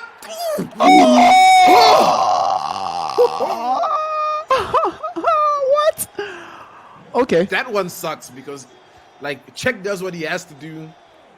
It's just that there's not enough defenders there, you know, to close out that rebound. Yeah. I mean, we spoke about this just now, right? Okay. Darth? No angles. Everything's covered. I mean, we just spoke about this, right? He's playing the super high press coming in from him on the side of Darth Mayhem. It leaves holes in the back. You were just talking about it. The goal happens because there aren't enough defenders back. The defenders were still in midfield, hoping to try and regain possession there. So by the time it gets to that point, it already feels like it's a little bit too late. There's not enough time for Darth Mayhem to track back everybody to mount that defense. It's so hard now. One half left practically at this point, and there's so many goals to recover, especially when you haven't been able to score your opening one. This affects your confidence so badly. When you've been attacking so often but not getting anything out of it, you do not feel good about yourself in general, let alone about your position in the series at the moment. Well, his position in the series is very much at jeopardy because he needs to score. That can't happen. It just can't happen. Yeah. That can't happen. That's gonna hurt. Angle's just too tight for Ribery to work from, but yeah, he really just needs to find basically all the goals that are remaining in this tie to really work his way back. Free kick in favor of Young Savage. Marquinhos running it up, finds the pass to Paqueta. Oh, nice interception from Vieira. Mbappe now on the ball. Oh! Clean tackle, bro. What's the issue? Yeah, man. I don't know. No issue. No issue myself. It's good to me. I see no problems here. You know, that shot that he tried to make happen there for Darth Mayhem with Frank Ribery, I did just also realize that Ribery was brought on in exchange for Gareth Bale, so it's been coming at a cost having him here. The pace that we normally saw Darth Mayhem score his goals in the first leg hasn't necessarily been available to him here with Ribery. So, what? So they're gonna call that one. All right, ref. We need to check the referee's bank account. Make sure that he's not gotten any accounts coming in from Young Savage because, my goodness, this has not been a kind ref for Darth Mayhem. But still going to be a good defense from him to prevent this goal from happening. Still staying at 2-0. But he needs these goals. He needs them soon. Neymar, interplay with himself and Ribery. Ribery, not the fastest guy in the world, so he needs these pacier players to get ahead of him. But unfortunately, the tackle is just too good from Young Savage. Prevents any kind of movement in that final third. Oh, these tackles. A-class tackles coming in from Young Savage. The ball into Ronaldo. The keeper's off the mark. Wait, the ball's... Where did the ball go? It was behind him. That was... What? That was just unfortunate. Man, these physics engines, sometimes it can just end up working against you. And this time around, Young Savage... Savage... tackles from Young Savage, man. He's just getting them all. It's impossible for Darth to really push forward. If that's going to keep on happening, he needs to find a way around some of these tackles. Are we going to see the development of the cup meta here, Tendo? I'm actually very excited for the playoffs. Bianchi at first. I said Goliath man. This is also the Goliath man. Let's not forget. So I mean, maybe it's in the name, right? You know, Goliath is like aggression, big and strong, aggressive. They think they're playing rugby over there in the GG camp, but it's been working out for them on the defensive side of things. At least it's been working mostly for the Beast Bianchi, and this might work for Darth Mayhem. He's in on goal. Mbappe gets the shot, but he can't generate enough power to get past Allison. That'll turn into a corner kick. He's going to try to go for it directly, though, but unfortunately, will also head it into Allison's hands once more. Very regrettable. Those opportunities for Darth Mayhem have not been coming often, but they've been coming all the time for Young Savage. He's on the break again. R9's alone again. He's going to show off a little bit, and that's going to bite him in the behind, though, because that will deny him a goal. I don't know why he did that, Tendo. The little flick looked very cool, but ends up costing him a potential goal here. Yeah, maybe a little bit of overconfidence, you know. Especially with a couple of the opportunities that Darth Mayhem has missed. You got to feel like, ooh, you know, when you're looking at luck, it's your day to be lucky, right? With Young Savage. Darth, not so much. It almost feels like it's always an unlucky day for Darth. Honestly, he needs to find a little bit more pep in his step. Marquinhos, man. Just can't get past him right now. He's just been a pillar of defense. You're playing against Marquinhos and Virgil van Dijk as centre backs. That's just something. Yeah. it's just. How do you get past? Oh, that's a yellow card. Oh, first one of the day. Okay. Yeah. Cool. At the point in the game where it literally makes no difference, but at the very least, the referee showing that he can see some tackles and say, come on, that's a bit too much. Although, right now, because he didn't score earlier, it's still only 2-0 for Young Savage. So there's not that many opportunities left for him to increase his goal tally, but he'll still be satisfied with the results right now. Nice pass gets intercepted by Patrick Vieira. I also kind of wish that he started with Vieira in the last leg as well. It's been kind of a revelation for him defensively. If he started with like Vieira and still having that Bale consideration we saw in leg one, I think we'd be staring at a very different matchup. But the matchup we have is the one where Young Savage is still keeping a clean sheet here in the second leg, Tendo. But he might not much longer. Your Neymar is in on goal, but yet again, Allison with the heroics to make sure that it stays a clean sheet in favor of the GG man. Yeah, and how many times have we seen Allison in that same situation, sending the ball wide this far? And it's just so difficult to get past him, really being a top pick for a lot of players in the Umzansi Esports League. Okay, Young Savage. Oh, nice defense. Yeah. It will be a corner, though. Sancho played short. Defense is closing him out. Neymar. There's a mountain of players to get past, but he's holding on to it. How? I don't know. Eventually we'll lose it. Marquinhos, good job there. Yep. And Darth needs to find at least a consolation, right? Just something to walk away with from this leg. Not to feel like, you know, it was just a fight that I was unable to win. I can still strike back every now and then. Yep. Losing fights, losing these ties happens, but nothing worse than losing without making it competitive. So we'll try now for his own goal here. Neymar's in. What? Are you kidding me? All right, it feels like we're back at the release of this game when these goalkeepers were all just busted, because Allison in this game is just amazing for Young Savage. The corner, not going to go in favor of Darth Mayhem. Instead, Young Savage might be in on the break himself. Neymar with the skill moves. Man. Get past 3 defenders. Here's the run. Will he go for the overhead flick again? Not going to do it. This time he's all business. Tries to get back to R9. But R9 not there in time, but no! He doesn't clear his lines. Darth Mayhem didn't clear his lines. He got poached. He got scored against. Oh my gosh, that is pure heartbreak. That's an unfortunate way to end off as well, right? About to give him a lot of praise, saying that he cleaned up a lot, of that. Oh no, please, not like this. Not like right this. At the very end. Not Ronaldo like on the ball. Pass the keeper, the shot in. Ouch. Okay, all right, ref. You might not be giving out cards, but thank you. Call it. Throw in the towel. My man, Darth Mayhem, he's suffered enough today. Not been a good day at the office. A 4th goal there for Young Savage. That makes so that he also scores 10 goals on this day of proceedings. Where was this guy up until this point? We do not know, but he comes back just in time to make sure he can secure his spot in the Umzansi Esports League. He is out of the contention to be relegated right now. Unfortunately, though, for Darth Mayhem, he is guaranteed to be in part of the promotion relegation playoffs. Young Savage, our former champion, showing us the championship quality today. Unfortunately, not throughout the season, but you can still see the seeds of why he's so highly regarded within the FIFA scene. Yeah, you can definitely see why, especially when he's going to be showing Darth Mayhem how to play the game just like that. The masterclass, some would say. And we just needed him to show up a little bit earlier in the season. Yeah, he has guaranteed himself, a ticket into season 6 of the iteration of the Umzansi Esports League. Sent both, Darth and Rixa to relegation play. Of course, now that he's going to be sitting on 7 points, there's no hope for Rixa because the most he can get is 6. So it's been a tough day to stomach some of these results, right? It's 10 goals. I mean, how many goals is that in total the whole day? Like, or close to 28 goals. I don't know, man. It's 28 goals were scored today across 2 legs. Wow, just incredible stuff. Seems like if you're on the right side of our matchup this evening, that's where you just score these 10 goals. Young Savage and Bobo Beast able to make it happen. Darth Mayhem and Masoom find themselves in an awkward position because they've conceded so many goals. It doesn't really matter that much for Darth Mayhem goal difference-wise because he's already relegated now. But it's going to matter about his confidence. Will he be able to keep his composure when he gets to the promotion relegation playoffs? For Young Savage, it is a bit unfortunate for him that he's so far behind the pack because even if he wins next week, it doesn't really mean anything for him. So now he's just pretty much playing not just for the playoffs, but a little bit of that extra scratch in the prize pool because it is distributed based on your position in the Umzansi Esports League. So Young Savage, he's here, like you said, for season 6. Darth Mayhem, he might not be around next season, especially considering the drumming that he's experienced today.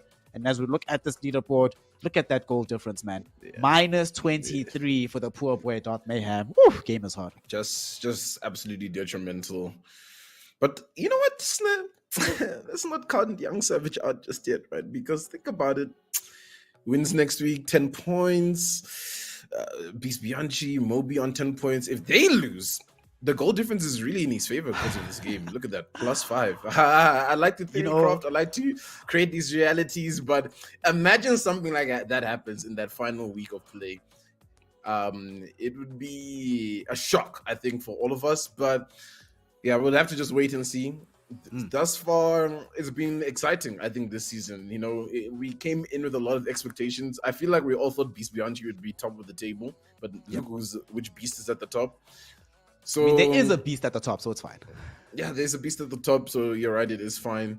It's a really tough one to call who's going to be the top 4 at the end of the last week of play, because it really could go in any direction, because looking at it, yeah, it really could.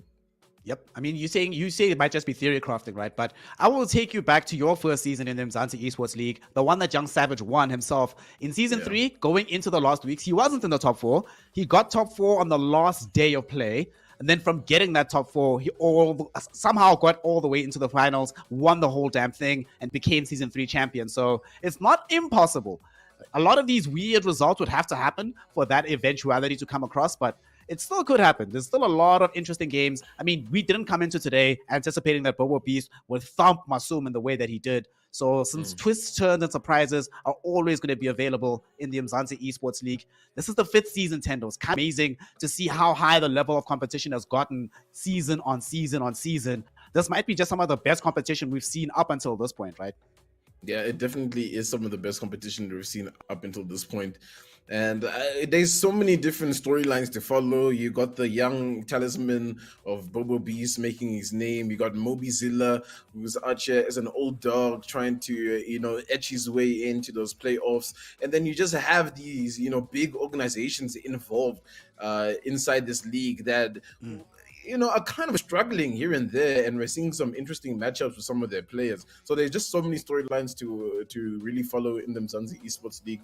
I am so excited for that final week of play. I think it will probably determine who I feel will be the winner for the entire thing, even leading into playoffs. Well, that final week is upcoming next week, and of course, we will be here to provide you with every single second of that action. However, the storylines, the surprises are not over this evening just yet. We might have finished with FIFA22, but we'll now be moving from the pitch all the way to the maps of PUBG Mobile. So before we go, I just want all of you at home to give a warm shout out to @TendoPlays. Go ahead on the socials, give him some love, thank him for the hype that he's brought you today, and make sure that you are following Nodwin Gaming Africa as well, as they're the ones that make the Umzansi Esports League possible. 5th season, going very strong. I doubt we're going to be stopping anytime soon. However, we are going to be taking a short break, and when we return, PUBG Mobile will be in front of your screens. We'll see you then in about 10 minutes, so do not go anywhere, because this is the Umzansi Esports League, the best league in Africa. You don't want to miss a second, and we'll see you just now.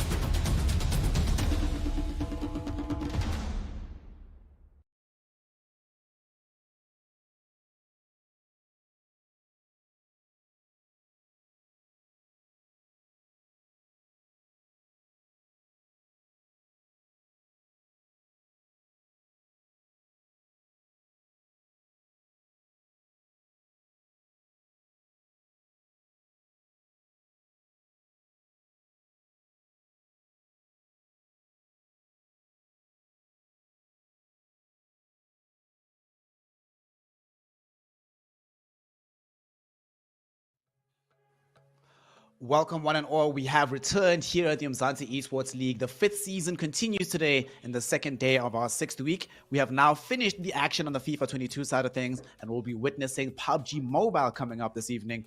A very important night of PUBG Mobile because this is the last occasion any of these teams will have to get themselves into the semi-final placement positions. So you need to bring your A game today. No more opportunities will remain. Of course, to help me produce and bring you the action will be the boys here of Act Fire and Patchy.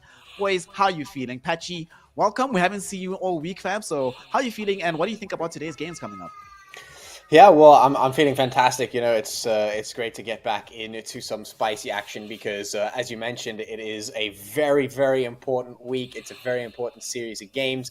Obviously, we have only the games today, like you mentioned, to really decide on things and what's going to be happening for some of these teams. And so a lot of the teams are going to be going away pretty happy, and some others perhaps not so happy. So today is going to be an extra important game, not just for the teams, but for us to watch and actually see what is going to be brought to the table by the teams that are potentially going to go into the next round and what we're going to see coming out from them and perhaps what to expect from them as they try and now vie for the next phase of the game, which is trying to get to the top slots so they can find those finals. Absolutely. It is super important to try and make sure that they get there. And of course, we need to see which of the groups are going to be participating today. So when we look at the schedule and you see the usual roundup of the maps that we have, last night here at Actfire, we had a situation where we saw Group A and C competing with some pretty exciting and bombastic games. Do you think we're going to be seeing that same energy carrying over into today as well, or these last three maps for a lot of these teams? Yeah, definitely. You do remember that, like yesterday's game was, a mix of different types of game. The first game started out with the usual champions doing really, really well and just storming the entire lobby. We saw guys like, Zero Tolerance. We saw guys like BJE. But as the games continued to progress through Sanhok and Miramar, we saw the guys who were fighting for their spots now try to get that winner chicken dinner where, clans like, Sincerity, with Rogue Baby, coming in, and winning that game. I do believe it was in Miramar. Yeah. Yeah, it was on Miramar. And of course, Miramar and Sanhok are these maps where a lot of madness can happen. Madness on Sanhok and Miramar, strategic madness overall. And the teams are not just bringing this madness for our entertainment, but they're doing it for this all-important prize pool, $17,600 that we are giving away here in the Umzansi Esports League. 15,100 of it goes to PUBG Mobile, 2,500 on the FIFA22 side of things. But the most important part, Patchy, is the distribution. A lot of these squads today will be not just thinking about, well, let me get into that next phase, but it's a huge gap and a huge jump in prize pool, right? Being in the top half of the table and not being in the semifinals, that really can make a massive difference on what actually goes into your pocket at the end of the league.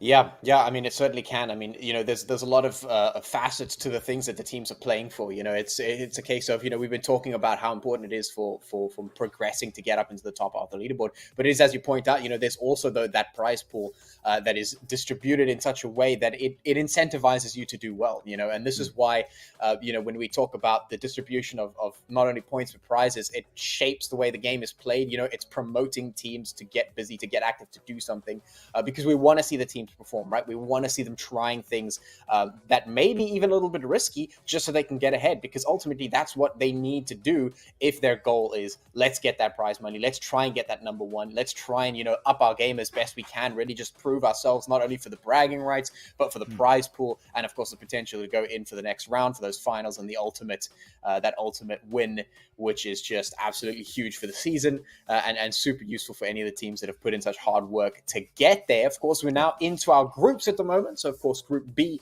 having 10x Africa, Solo Esports, Fear, and Nzimbi. A lot of teams to get some stuff done here in Group B, should I say, that we saw do fairly decently in some respects, but then for others, like for instance 10x, maybe a little bit lackluster in terms of what they were trying to achieve coming into the season. Absolutely. I mean, we've seen some of these squads Jackfire. 10x Africa and Team Nzimbi in particular. Fear is sort of on the cusp, but, because they're pretty high up in the leaderboard. However, there are some of these squads competing today. G3 Temper also just maybe inside the top 16. However, if you're at the very bottom, we keep speaking about this week on week, that all you really need is one standout stellar performance to elevate you to a level where you can get into the next round We no longer have an opportunity for you to hold anything back. So these squads here today, what can we expect coming out of them from the teams that need these points? They need to be able to get as high up as humanly possible. What strategies are you thinking they can employ to try and surprise the rest of the lobby? I think they need to take a lot from, the teams yesterday. We did see them, changing things up, trying as much as possible to get into the circle quite quickly. We saw from Energy, right, in the Sanhok game, where they went to boot camp. They landed in boot camp. They were making very bold moves towards getting into those final circles. So that's what we need from these teams, especially teams like, Slime for KT, who need those points. Yes, they do have a lot of games, to catch up on, but we've seen them a lot of times, in situations like this where they just absolutely stomp the lobby and get like 2 winning chicken dinners and just boost themselves up on that leaderboard, right? So everyone's expecting them to perform today, but there's still guys like 10x, who actually need the points as well. They'll be looking to grab themselves those placement points as well as those kills. So I'm curious to see how it actually does work out, because there's a lot of teams who need to climb up that leaderboard right here amongst these groups. Yep. Unfortunately for them, they have to do so much work, and the squads that they have to do it against are no slouches and no pushovers. Even though, Patchy, squads like Mad Knight, squads like Team Unique, some squads like Team Fear, they've already gotten themselves into a position where they're guaranteed to move into the semifinals. However, it's not a guarantee that they're going to sandbag today either, right? We do not know exactly what they're feeling like. And given how important the semifinals are going to be, this might be an opportunity for them to start gaining momentum to make sure that they're feeling as hot as possible into that next week. So tell me how you're feeling about this. What do we think? Are these teams going to be relaxing a little bit to try and get some space and time to just breathe before the semifinals? Or do you think now is the time to try and ratchet up and make sure that you're as warmed up as humanly possible by the time the semis roll around? Yeah, look, I mean, we have some big teams going into this. I mean, you spoke about Mad Knight. I mean, we're also looking at teams like Chaos Kings, for instance, and Unique, as you mentioned. These are teams that have performed quite well this season so far. They're looking really good. And if I were them right now, there's a lot of teams that are sitting on the cusp of potentially getting in. If I'm them, things that are going through my head is, yes, there's obviously there's the opportunity of saying, okay, maybe we can slow down a little bit, we can take a rest before we get into the action again, which is valid definitely. If you're feeling like you need a rest and your team needs a bit of a breather, that's definitely something to consider. You don't want to overwork the team and kind of burn yourself out before you go into a very important round, so you can definitely consider that. But then also there's the case of, all right, let's get ourselves prepared and ready for the next round, because if we weren't giving 100% now, then definitely we have to start getting into the zone of actually starting to do that, because the next round is going to be super, super important. But also, as I mentioned, they are the teams that are on the cusp of getting into the next round.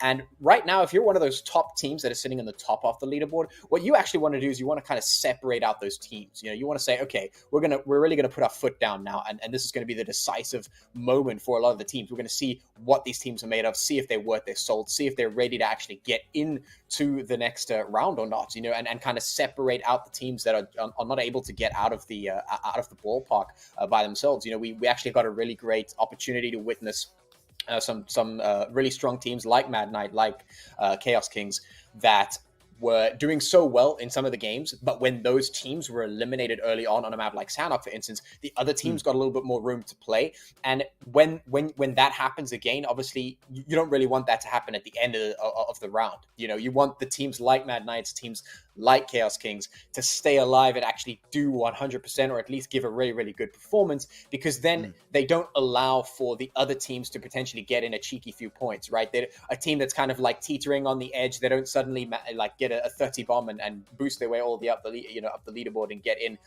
So the teams at the top really have a little bit of that power. They can say, no, we're going to exert ourselves here. We're not going to let anyone get a free win, slip their way up. We're going to really just chop off the leaderboard and separate out the teams that are not going into the next round here. I mean, some of these teams at the very top effectively can act as judge, jury, and executioner, like you're mentioning. And they have the power in their hands to determine which of these squads will be able to climb very high up on this leaderboard. It also is not too inconceivable that the way the leaderboard looks right now is the same way it's more or less going to look by the time the action is done. However, if you're not one of these teams that's already in the top half of the tables, today is the day. You need to do something really special. I'm especially here at Fire looking at teams that have literally championship level quality in them. Let's talk about it for a second, right? Because we've sort of spoken around this particular elephant in the room. Slime 4KT, what on earth is happening? Them, G3 Temper, these are teams that I would, if you just asked me before the season who's going to be in the finals, I would have started with those two squads. But instead, here we are, both of them on the cusp of actually having to fight in the promotion relegation playoff rather than semifinals. What on earth do you think took place in between the seasons that put them into this position right now? Yeah, definitely. Slime for KT is, this has happened in many seasons. I'm sure Pachi knows this. They start off really slow. They try to, study their enemies. Probably it's because, they probably haven't really gotten a lot of games under the belt so far. So we haven't really been able to see them play.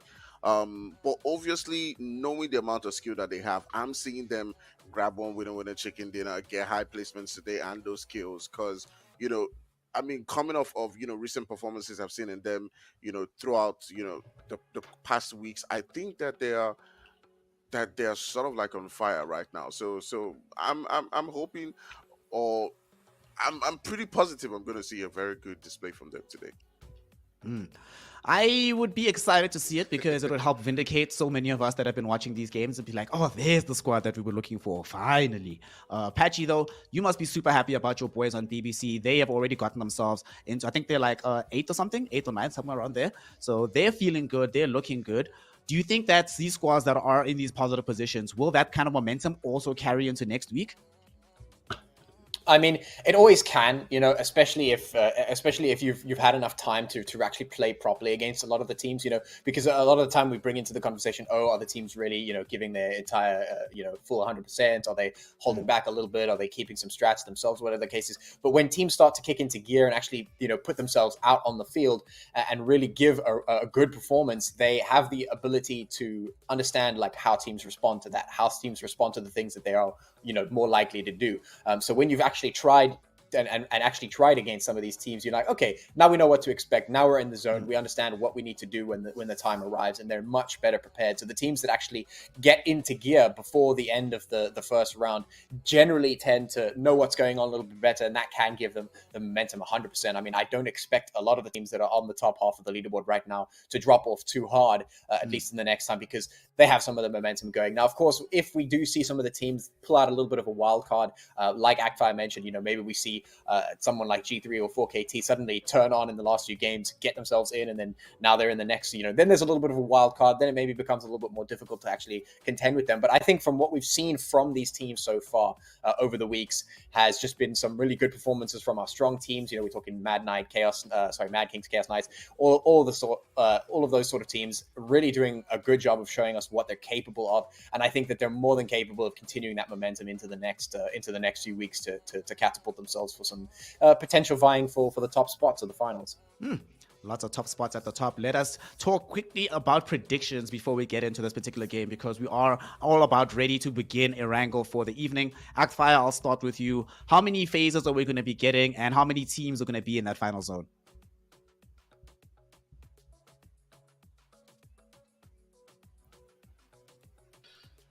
Final zone, we're probably going to have about 5 teams, and then we're probably going to see about six to 7 zones. Yeah. Ooh. Okay. Patchy, give me a Patchy prediction there right quick. How many phases, how many zones, and who's going to have MVP? Actually, let's not ask MVP. Just give me zones. Give me how many teams at the very end. I think it's going to be a little bit chaotic. I think we'll have maybe 10 teams, probably 5-6 zones. I think I agree with Actfire there. We may even see a 7 if things get super spicy. Let us see if there's going to be spice in this opening meal of the evening, because Erangel is now ready. PUBG mobile action here in the Umzansi Esports League is live, and we have Actfire and Patchy on the mic. Take it away, boys. I'll talk to you afterwards.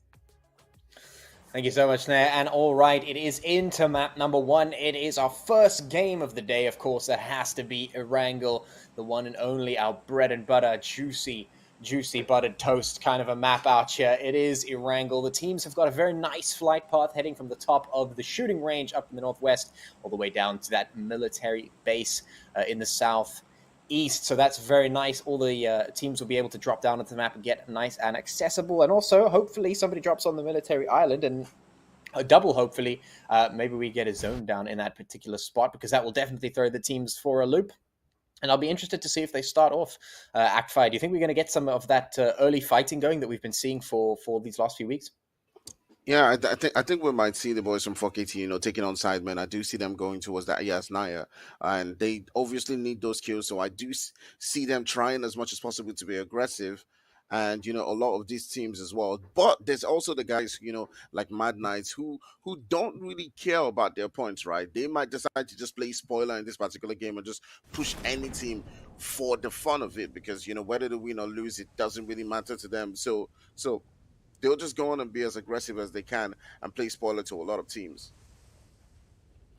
Yeah, certainly can be the case. We've got our zone, which has dropped in towards the southeast as well. So most of the teams feeling pretty comfy, pretty easy inside the zone at the moment. A few teams will have to rotate, but other than that, there is definitely some opportunity for that early game action that has been so characteristic of this season. And there it is. It is the culprits. It's exactly as you mentioned, Actfire. They are starting to stir the pot just a little bit for KT, finding some early shots into their opponents over towards Yasnaya, as they have decided to be a little bit contentious for that particular position. It's good to see them getting nice and active, getting into the game early, especially because they have so much work to do. And Akfai, you were saying that you believe in the comeback of teams like G3 and 4KT. You believe in their potential. So I mean, for them to really start building that momentum, they're going to have some really stellar games pretty much all day today. Yeah, definitely. The position that both of these teams are currently sitting at, if it was any other team, but Slime for KT and G3, I would have said, they require a miracle, to go all the way up. But I know that they can provide the kind of performances that it takes. Going out today, they probably need to be comfortable, maybe about 20 points altogether. And, it seemed like 4KT, one winner chicken dinner, maybe getting 5 points in each of the rest of the games, they'll be fine. They'll be able to qualify. So for me, can they achieve that? Can G3 do that? We've seen teams like G3 like perform every single season.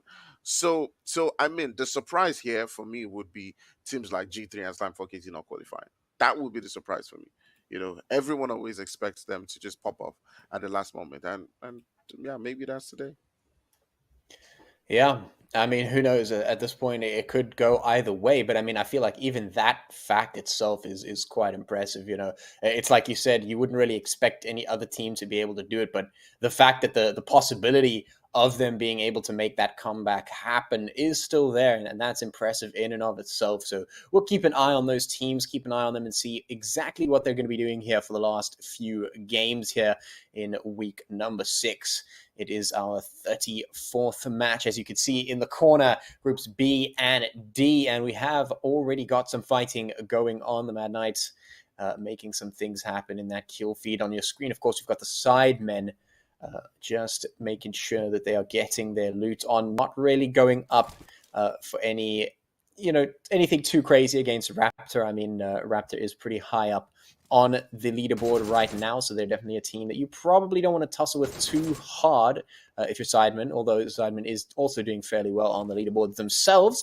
A few shots have been exchanged, but no doubling down just yet. Of course, in that kill feed, we do have Savage going in for it, and a little bit of a push coming through as well to see if they're going to be able to take down Unique, and indeed they will. We didn't actually manage to see that entire fight, but we do have our first elimination of the game. It's Team Unique getting sent all the way back into that lobby, and certainly not a start that they were hoping for, although they are pretty much A-OK on that leaderboard for now. They not going to be able to exert themselves here like we were hoping for, but there's still plenty of opportunity for the other teams to do so. Yeah, definitely Unique in quite a comfortable position within that leaderboard. They don't need to panic. I'm sure a lot of teams will just be looking at, just playing as much as they can, showing up into the game and just having fun. And that's exactly what it is.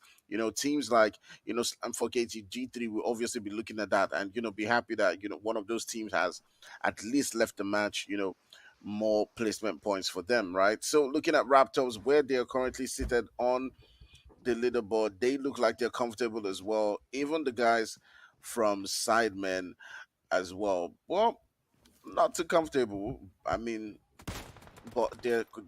I mean, they're okay.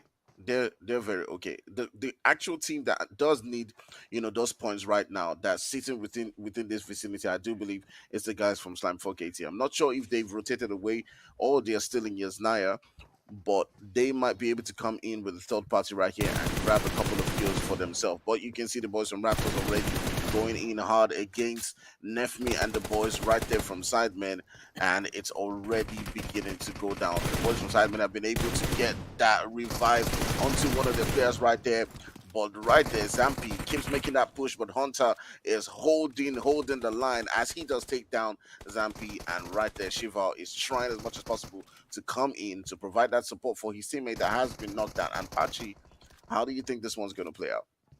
Oh, this is tough. I was really rooting for Raptors there, and they had some really nice aggressive ideas that they were trying to execute, but it's just fallen flat. The Sidemen have executed a really great defense so far, with Pablo on the back line as well, just keeping the shots coming as the Raptors try desperately to make something happen here. They've received a little bit of damage, but they've managed to res most of their teammates here. Sidemen also have to get themselves busy because Hunter and Nerfme have fallen, and Pablo, of course, now not in the vicinity to assist means that Raptors will be able to get themselves back up. Zumpy and Victor have got a really great position. Nerfme going to get taken out as well as Hunter just barely crawls around the corner in time. I don't think that he is in the greatest position to get rezzed here. If Raptors actually decide to push through, they could very easily take him down. That's, of course, if they decide to double down on the position. Pablo going to make the decision to jump down off the building to try and get that res in. But Raptors, I don't think they're done just yet. Zumpy is questing to see if he can find any of that information. Will not find what he was looking for. So at least the Raptors will find a couple of elims there for themselves after that. It could have gone pretty badly for them, but they were able to successfully keep themselves alive in that one. And now, of course, we move our attention over to Clutch Fellas and Pyros, who are defending their spot here inside the blue zone nonetheless. Although they're not going to take very much damage from it, it's definitely not the best place to be. Yeah, definitely. Just as the fight has finished between the Raptors and the boys from Sidemen, with the Raptors coming out on top in that particular one, but losing two players right there. The boys from Slime 4KT are pretty much just looking around, looking to gather the spoils of this fight and try to take out the boys from Raptors and send them back into the lobby, grab those extra kills. But Slime 4KT being as cautious in this fight, you can see them just waiting for that opportunity to take out one of the players right there from Raptors. But Zampi's already spotted Pronto, and both of them are exchanging shots right here. Pronto's got to be careful not to get knocked and pushed by the boys right there. But he does have some support from, I do believe that's Plaza. Yeah, that's Plaza. So yeah, he can be, yeah, he can be as aggressive as he wants, coming in with Zeus on the other side. What do you think about this play, Pachi? Yeah, this is very reminiscent of classical 4KT tactics there. Kind of poach in on some teams that have just recently been in a fight, catch them while they're a little bit off guard or maybe a little bit weaker, and then get in and take them down. And this split attack is always very, very effective. 4KT just surrounding their enemies. Like a predatory pack and just waiting for the right moment to strike at the weaknesses. 4KT just covering that ground, making it very difficult for the team to escape, and thereby allowing them to execute a very nice attack. They've got some reinforcements from the team as well, so a pretty decent setup, as you can see there. So they are going to be pushing in and trying to look for any free kills that they could pick up while this blue zone starts to move in. Most of the teams have already found their way inside the zone somewhere, and they're feeling A-okay with their positioning. We'll see. And the other teams that do need to rotate on through, if they're going to be able to get in. We do have some drops hitting the map, and we'll see if any teams decide to pick that up. But right now, Raptors still contending with 4KT, who are not executing their plan and trying to pick up those kills on towards Raptor. Raptor have to be super careful here because, of course, 4KT have covered the ground, and their crossfire is just on point. Zombie goes down. That might be a problem. Raptor now has to recover very, very quickly, but Zeus is on point. Just look at those bullets flying. The UMP, very much damage, but it's right back at you as Victor pulls out a UMP of his own and just finds the knock and the kill very quickly. Plaza now having to try and contend, but Raptors winning the gunfights, and that's absolutely disastrous for 4KT. Plaza going to get taken down as well, and this is not how 4KT wanted this fight to go at all. Yeah, definitely not how I was thinking that fight was going to go. Man, coming in right there. See that defense coming in from Victor, trying now to get that heal. Man. coming in right here. I do believe the boys from Slam 4KT should have pushed as a full team, but Zeus obviously is always a dependable player coming in right there. But now Plaza and Zeus, two players that you would not usually expect to get taken out quite easily there, getting taken out by Victor, and lovely, lovely, lovely defense coming in from him. Now it's a 1v2 situation and it could go either ways, but it's all down to Slam 4KT to try as much as possible to take something out of this particular one, looking in to get their third kill of the night. But Victor is being a thorn in their side so far right now, as he is trying as much as possible to keep his team in this game. He's been a totally formidable player. He gets taken out at the end of the day by Pronto, but my goodness, he definitely put in the work right there for his team, getting extra 2 kills before getting taken down.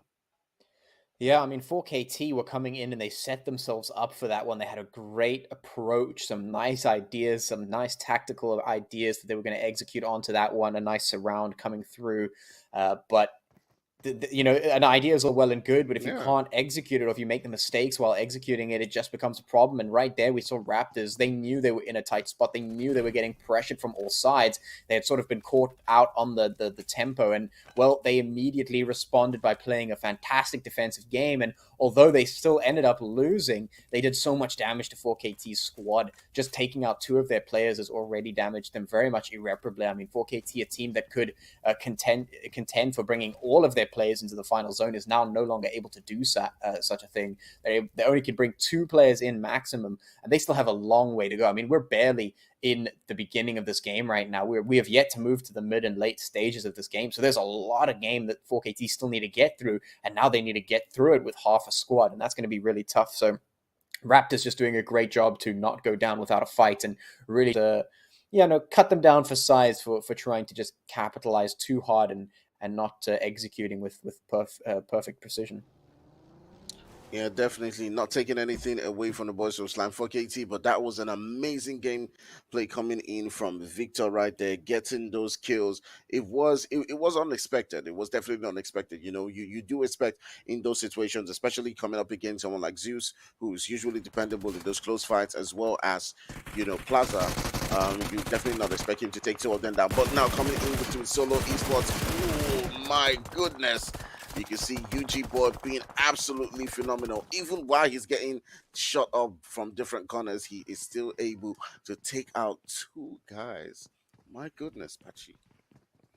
Yeah, the teams and these players are trying their best to pull out all the stops and do something in these last few games. I mean, the sense of urgency is definitely noticeable as these teams try and get something done in the final few matches of this season's round here of round number 1.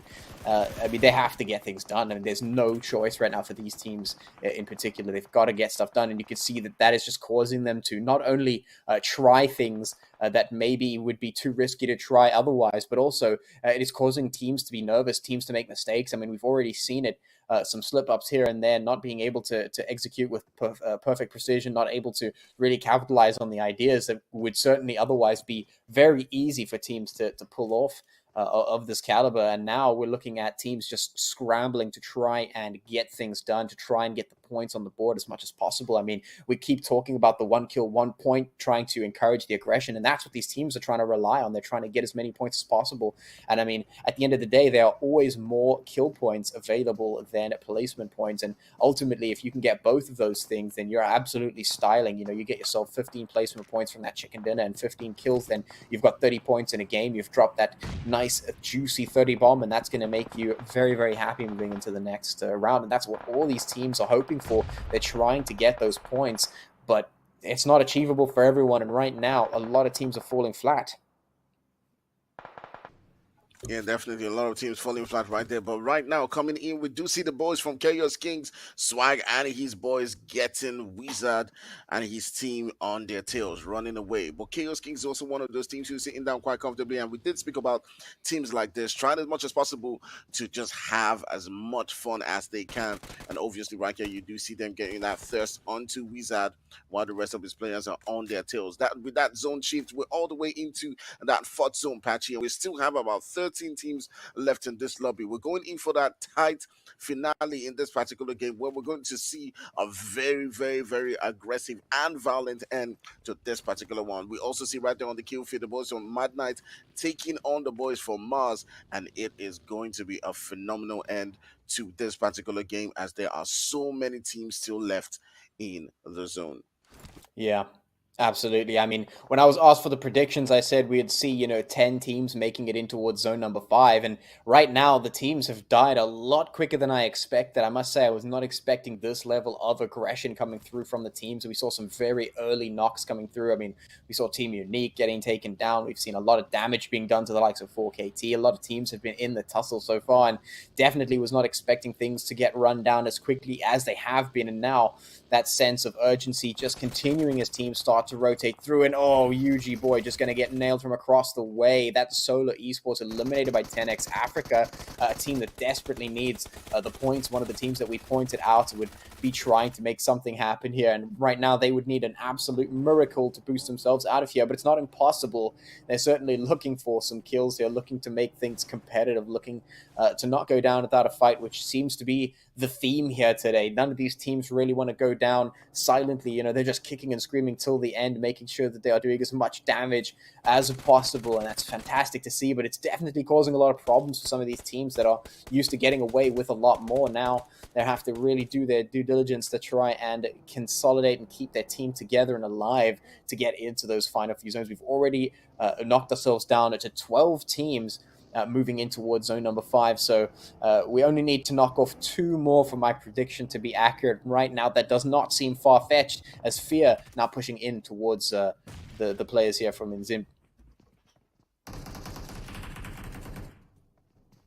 Ooh, definitely now coming in. We do see the boys from Fear getting into a fight right there, as they do have 2 men who are currently down. It's now left to Tratra to try as much as possible to hold it out for his team.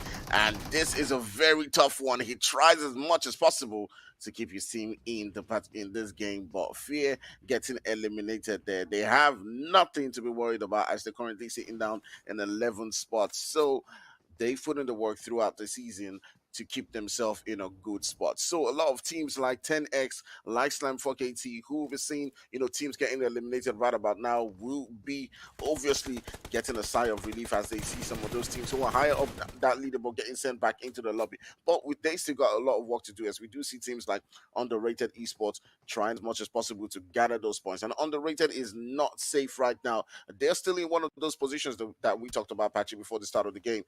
In those positions where they are gatekeeping a lot of the guys at the bottom of the table. So if those guys are going to be racking in points, these guys have got to gather those points to move up on that leaderboard as well, because teams like Slime 4KT, teams like 10X are just on their tail. Yeah, absolutely. They've got 2 jobs. They've got the gatekeeping job and, of course, that not getting eliminated job, and that's causing them to want those points badly. Now, of course, we've got BBC eyeing down the players there from Chaos. Of course, the Chaos Kings being very much high and safe up on that leaderboard, whereas BBC, of course, not only high and safe on that leaderboard, but still looking to maybe pick up a few more kills and see if they can be competitive in those top slots there. Definitely the performance coming out of BBC, very nice to see them up in those top spots. Would like to see that consistently be the case here, and we have definitely seen some teams step up this season so far and give us a very interesting showing. Now, of course, we've got EXO Redefined up against Underrated Esports. The nades not getting prepped, but some instant shots coming through onto the players there. And not an easy time for them. BBC, meanwhile, trying to launch an attack against Chaos Kings. Right up here in the Wizard Tower, that's Kratos finding a lot of damage, but can he switch in time? The drop shot comes through, but it's not enough. The tempo's just not there just yet. Chaos still in the defensive position. That's a lot of damage being done, but BBC manages to win the fight. The reinforcement comes through, and the Chaos Kings get eliminated there. Some very nice team play to finish that off from BBC, showing us why they are quite high up that leaderboard. Now it's on to Underrated to fight against Exo Redefined. That LMG comes out. Those bullets are absolutely flying, and they're certainly not going to run out anytime soon. Pyro's taking quite a bit of damage, has to stay mobile here, is being chased, but does go for a little bit of that Elam to try and secure those points, but runs straight into an enemy. The LMG is going to be enough to deal the damage, but can he keep this up? More teams getting eliminated left, right, and center. In Zimbi, the next to go out, but Pyros doing a great job at trying to defend, but ultimately will eventually go down. Sean not able to find the last few kills there, but will be able to find the knocks to keep the tempo in their advantage. That's going to enable them to rotate away here and start to look at the rest of these players. As you can see, they're starting to move on up, but they're being pressured by 4KT. They're being pressured by all of these teams in the surrounding area. You can see those HPs going all the way down, and this is just chaos. Ooh, the boys from Slam 4KT doing what's expected of them as they're getting some extra kills. You can see Pronto now beginning to make that move and that push right there to get those confirmation shots as they do get those 2 kills and get those extra eliminations under their belt. Now this, remember, we did speak about it before the beginning of the game. This is what we need from, the teams who are on the bottom end of that leaderboard to be racking in those kill points. Like you said, Patchy, there's a lot of kill points, but so little placement points. And if they're looking to go up on that leaderboard, that's definitely what they should be prioritizing. But the boys from Underrated Esports, who are pretty much in that gatekeeping position, trying to keep guys like Slam 4KT, trying to keep guys, who are like 10x, who are below on that leaderboard out of the game, would definitely be putting up a fight right there. The boys from BBC, who are in a very safe position as well, still getting in some kills right there, as we did see them taking down Chaos Kings. So Patchy, we're down to the 5th zone. We still got about 7 teams. The way it's looking right now, we got Slam 4KT in there, we got the boys from BBC, we got Underrated, we got all these guys fighting in for that winner chicken dinner. Who do you think has got that zeal to pull through at the end of the day? Yeah, I mean, this is a really difficult position for a lot of these teams, and right now, teams like BBC, for instance, they've got quite a few players still left on the leaderboard, or on the board for themselves, should I say. 4KT, meanwhile, they're struggling, they're in a bad spot, and they don't have that many players to work with. Now, BBC have tried to roll up and take this position away, but they didn't realize that 4KT and Underrated are both here in this vicinity, and they've come up against a very difficult position to attack. The defense in this particular corner of the map is just really, really solid right now, and the cover very much in the favor of teams like Underrated. It's going to make cracking open this particular side of that zone very, very difficult. BBC are definitely feeling the pain as a result of that, getting a few knocks in on their own players there. And of course, we do have what looks like a very stable position here from Trinity Gaming. A very good spot. G3 actually getting eliminated there out in 7th place, and now shots from BBC in to try and recover their team, to try and keep themselves alive. Even out of the blue zone, the team is still fighting here. Trinity Gaming just absolutely dug into the center of that zone, making things very difficult for the other teams to try and make something happen. Trinity have got the numbers, they've got the positioning. In fact, they might even just have this one in the bag. Yes, obviously they've got the buildings to work with. They've got that center zone. Everyone else is pretty much in the open. The boys from 10X are the only team that's really close to them and might be able to put up a fight against, where they are. But that's a really, really, really tough one for the boys from 10X. They've got to make a really bold move going into those buildings. And you can see that's already what they're doing as they do crash that building and they're looking to grab a spot for themselves coming up against the boys from Trinity. You can now begin to see that. Wait, what?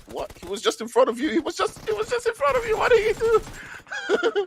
My goodness. All right, you can see Zlatron still putting in the fight right there, but the boys from Trinity just taking out a couple of players from 10X right there. I'm not sure what that player was doing, man, Patchy, but I mean, he should have left the grenade and just taken them out.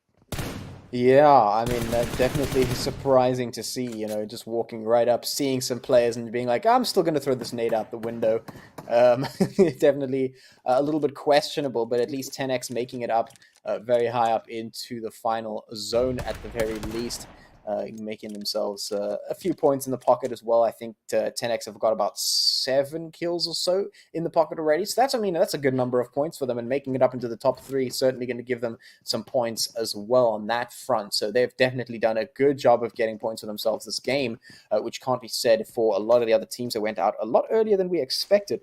Like I said, a lot of these teams definitely getting into some very early fights, more than expected. And now we're down to our top 3 teams here. We've got Trinity, still very much strong, very much favored by the zone. They've got the luck of the draw. They're in the middle of the zone still. They've got their position absolutely fortified. They've got their players. They've got the utilities and the resources to keep this position very well defended. It's up to the Mad Knights to try and make something happen here. And I mean, the approach they've got is pretty good. The utils being used, you can see the nades getting tossed in towards the building, so the assault is strong. But I mean, Trinity, they can throw nades too, and they are. Sync getting a nice knock in there on towards AMD Win, and oh, just look at this, the return fire from Trinity is just so good. It's just absolutely on point. They know exactly where the enemy is, they know exactly where they need to be attacking, and they are not afraid to do so. Absolutely executing with an iron fist and destroying the Mad Knights, sending them out in third place, and not even a 10x is going to get sent out. They're still in number 2 right now. And, well, of course, Rev are going to get taken down there. The winner chicken dinner, of course, has to go to Trinity Gaming. And certainly a strong team. They haven't managed to find as many chicken dinners that they've been looking for over this the first round. But certainly they have remained quite consistent for the season so far. And they get a nice chicken dinner to end things off on Erangel before we move on into map number 2. A total damage of 2,230 coming in for Trinity. So very nice coming through for them. Certainly unexpected, I will say. Definitely a few things that came through in that game that I wasn't expecting. Absolutely. Trinity Gaming did come through on this one in a situation where they were not necessarily looked at as the team that was going to take this game by the scruff of its neck. But often it has been these squads that are sometimes a little bit underlooked that find themselves in a situation that they can go and claim total victory. 11 elims, 26 points, a bunch of work being done by the squad now, and they will have certainly stamped their position on the leaderboard, and this is pretty much going to guarantee them a spot in the semifinals next week. They were already in the cusp, but now it's certain that they'll be involved in that particular milieu. This was a very intriguing and entertaining opening map here, Agfire. Not mostly just because of the fact that we got to see the continuation of incredible action from very early on, but it really felt like all of these squads were, I don't want to use the word skittish, but you could almost tell that everyone was aware of what the occasion was. Nobody in this lobby was playing like a normal day. People are much more considered with their movements around the map.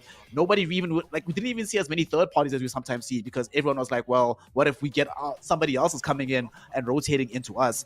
This trend, are we going to be seeing it continue throughout the night where unless you're one of these teams that has already qualified, you have to play it a lot more slowly and more considered than you would normally do otherwise?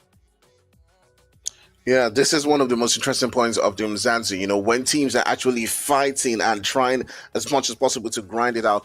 I've never, throughout the entire competition, seen 10x this, play with this zeal that they have today. You can see them trying as much as possible to get into that final circle, trying to get the kills, trying to push themselves as much as possible. We saw the same thing coming in from 4KT. So the resilience within these teams is extremely high at this particular point in time. There's still other teams who are sitting up on that leaderboard who aren't really holding back right now. They're like, we're going to play spoiler. We're going to try as much as possible to go all out. They're not having mercy on any teams, and they're just going out and just getting the kills. But the guys at the bottom table are not holding back. They're showing why they're in the Umzansi and why they deserve to be here. Absolutely. I mean, Patchy, this has certainly been the most competitive day that we've seen when we've had these two groups going up against each other, not just in terms of the placements at the very end, but just on the map itself. You could just tell that everybody was putting everything on the table. Nobody's holding back anymore. And it has had some interesting ramifications, right? We've seen teams like Unique getting eliminated first, which is not normally a thing that they've enjoyed up until this point in time. However, what we did see that I want to ask you about very particularly, some of these teams the team in particular that we were talking about, Slime 4KT, right? We've seen it happen season in, season out, where on the last day or the second to last day, they just come out of nowhere and make magic happen. Have they started to do enough, in your opinion, that they can still do yet another upset in the Umzansi Esports League and get themselves into the semifinals? I think they've actually underestimated what needs to be done here so far. I mean, 4KT, as you mentioned, they're kind of classical, very well known for just making a comeback, being able to make things happen, make the magic happen, as you say. But I think they underestimated what was required here in this game.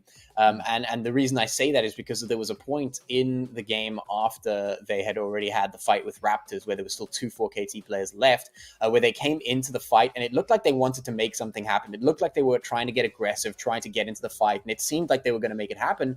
But they came up against a resistance that they weren't expecting, and they actually got taken taken out a lot earlier than we usually see. I mean, if that was any other situation, we would have seen those two 4KT players run wild, go ham. They would have found kills. They would have gotten elims. They would have been walking through the map, getting what they were looking for, despite being only two players. And then we would have been going, oh, that's crazy. This is 4KT, doing what they do, just going crazy, finding the kills, despite the fact that they're going up against, seemingly infinite odds where they wouldn't be able to win, and suddenly they're doing it. But I feel like the resistance that they're coming up against is a lot just harder, more difficult to get through this time around. They chose the Raptors of all teams to try and tussle with in the beginning of the game. The Raptors have had a really great season so far, so already that's a very big giant to challenge in the beginning of the game. And they overestimated what was happening. They went in, they thought they had it in the bag. They had a great approach, definitely in theory, but when they came through, Raptors just mounted a great defense. They were just solid. They didn't overplay themselves. They didn't overextend or anything like that. And they really gave 4KT a really tough time, reducing them to 2. And of course, now the 4KT players only have 2 players left, and they're like, okay, well, we can still make things happen. And suddenly the other teams on the rest of the map, they're just playing at a whole different level. No longer is it the case where these 2 players you can just run around and get things for free. Now you have to really, really think and consider what you're going to do and try and keep as many players alive for as long as possible. The level of competition has certainly increased here in the Umzansi Esports League season on season. And of course, speaking of that level of competition, let's take a look at our MVP coming in from Erangel. But this is the team Patchy was just talking about at Fire. Raptor Esports, they played so well today. This seemed like a team reborn. I mean, it really is the case that some of these squads weren't necessarily anticipating just how good everybody else was going to be. I think we speak about this week in, week out, and Patchy just alluded to it now. If you have usually been able to just show up on the last couple of days, it can breed a little bit of complacency, and it can make sure that the gap that used to exist between, let's say, Raptor Esports and a Slime 4KT, that gap is shrinking game on game to the degree where we can even question, is there even a skill gap anymore at this point at Fire? Or is it just the case that everyone in the lobby, honestly, is as good as previous champions have been in the past? I think that, once you're in the Umzansi, obviously the basic skill that is required, which is the ability to be able to take on fights, be a good all-round player, is already there. These teams are playing at the highest level. Remember, what it takes to be in the Umzansi means that you have to battle all the way through the rigorous process that is the Umzansi and come all the way into the Umzansi. So it's trainers. You have to be at a certain top level. So what we've usually seen is that there's always moments where these players like Victor get to show what they're capable of, and that's what we're seeing today. It was a surprise for me seeing him coming up against guys like Zeus and Plaza, who we usually see be extremely good in those 1v1 situations, but it just shows you how competitive the Umzansi is. Yep, absolutely. And as we take a look at this leaderboard that's coming up, we have to remember that each week that we've been having, the amount of kills that you need to rack up to become MVP seems to be getting smaller and smaller. And that just tells us just how much more competitive the environment is. And speaking of competition here, Patchy, Slime 4KT didn't do exactly what they needed, only walking away with 11 points. And I believe Agfire was talking about how they need at least a winner chicken dinner and like 20 from another round. But the team that did level up drastically from what we've seen in the past, 10x Africa coming second in this one. Not the most eliminations on the map. Obviously, Trinity Gaming took the lion's share of those. However, where was this 10x Africa coming up until now? Before the day started, they were like a bottom 5 squad or something. Now look at them, just leapfrogging everybody. Why didn't they start like this, Patchy? I mean, this is the question, right? I think that they've managed to capitalize on what was going on here on the map. I think there was a lot of really unexpected things happening. We saw that fight that I mentioned between Raptor and 4KT. That really shook the table for them, because 4KT is, of course, trying to get some big points done here in the last games. And then, of course, we saw some other teams like Mad Knights, not getting a crazy score. I mean, yes, they're sitting in number 3. They've got 15 points, which is definitely nothing to scoff at. But, I mean, we're talking about a Mad Knights that's been able to easily drop those 26 points, easily drop those 30 points. Not a problem for them. They've been really, really good so far. And so when this is starting to happen, when a lot of the teams are starting to get frantic, starting to make mistakes, or when things are going unexpectedly across the map, and 10x Africa is sitting there like, okay, we see this. We're gonna go in here. We're gonna just play a solid game. We're not going to really lose our heads. We're going to keep ourselves cool, keep ourselves calm and collected, and really just let everyone else go crazy. And they just sort of eliminated each other. And then 10X was like, cool. And now we go in, we get some elims, we put those in our pocket, we come through, our placement points are secure. And then they managed to get that snake up to the end and secure the top 3 finish, which is fantastic for them. And so they pocketed 19 points, which is great. And of course, as we move on to the next page, we will see some of the teams that didn't manage to find the points that they were looking for. But I mean, look, Chaos Knights, we're looking at G3. These players didn't get all the points that they were hoping for. And that allowed a team like 10X, who was just able to keep their cool in that game, to just thrive and find the points they were looking for. Is it going to be enough, though? I'm not sure. I don't think so. But at the very least, it does say a lot about the current climate of the games and the sort of sense of how these teams are feeling going into the final games. The sense of occasion is really, really being felt all the way through the screens that we're witnessing this through. It's a very sad situation, though, for some of these teams in the bottom half finish of this particular match, given how few points they got, but how many they need. G3 Temper, this is simply not good enough. Gonna need to try and level up once we get into Sanhok, where chaos will reign. In Zimbi as well, certainly not good enough. We need them to level up. From Mars, the same thing. But this distribution, Ackfire, is concerning to me. The top 3 teams, the points tally between the top 4 teams, let's say, it wasn't that large, right? But once we get from 5th onwards, it is really, really drastic. Hell, a team that came in the top 8 only got 4 points out of this one. It is a very scary situation when there's only a couple of teams that are mopping up all the points. All these eliminations that are happening are just being shared between everybody. And that's just not enough to elevate you higher than this. So going into Sanhok, where we know chaos normally does reign, do you think we're going to be having a bit more of a closer spread in how these points are allocated? Or is it still going to be, yet again, a couple of squads finding a way to just dominate the map and take all the points off? I think it's still going to be a couple of squads, finding a way to gather those points, because there are some people who are going to be playing for fun, like the guys who aren't at risk, they've already qualified, but there are those who are really hungry for those points, like we did mention, guys like 10X, guys like Slime for KT. They need those points as compared to teams who are already in that qualifying spot. So obviously there are going to be some teams who will be looking to gather more points than everyone else, especially teams like 10X and 4KT. Absolutely. So before we get into Sanhok, honestly, my favorite map to watch every time I see these teams going at it, we're going to do one final round of predictions here. Ackfire, tell me, so how many squads are we getting in the final zone? You're very spot on, actually, very close to that last prediction. So put us on again. What are we going to be expecting towards the end of this one? How many phases? How many teams? We maybe would have about 6 phases and 7 teams in that final zone. Okay. Patchy, let's make a difficult Patchy prediction for you. Tell me how many kills the MVP winner is going to grab for themselves, but also more importantly, how many squads are going to get eliminated in the first 10 minutes of the game? Ooh, those are definitely difficult questions. Okay, let's go MVP picking up 10 kills. And let's say first 10 minutes of the game, we're going to see 5 teams dropping off.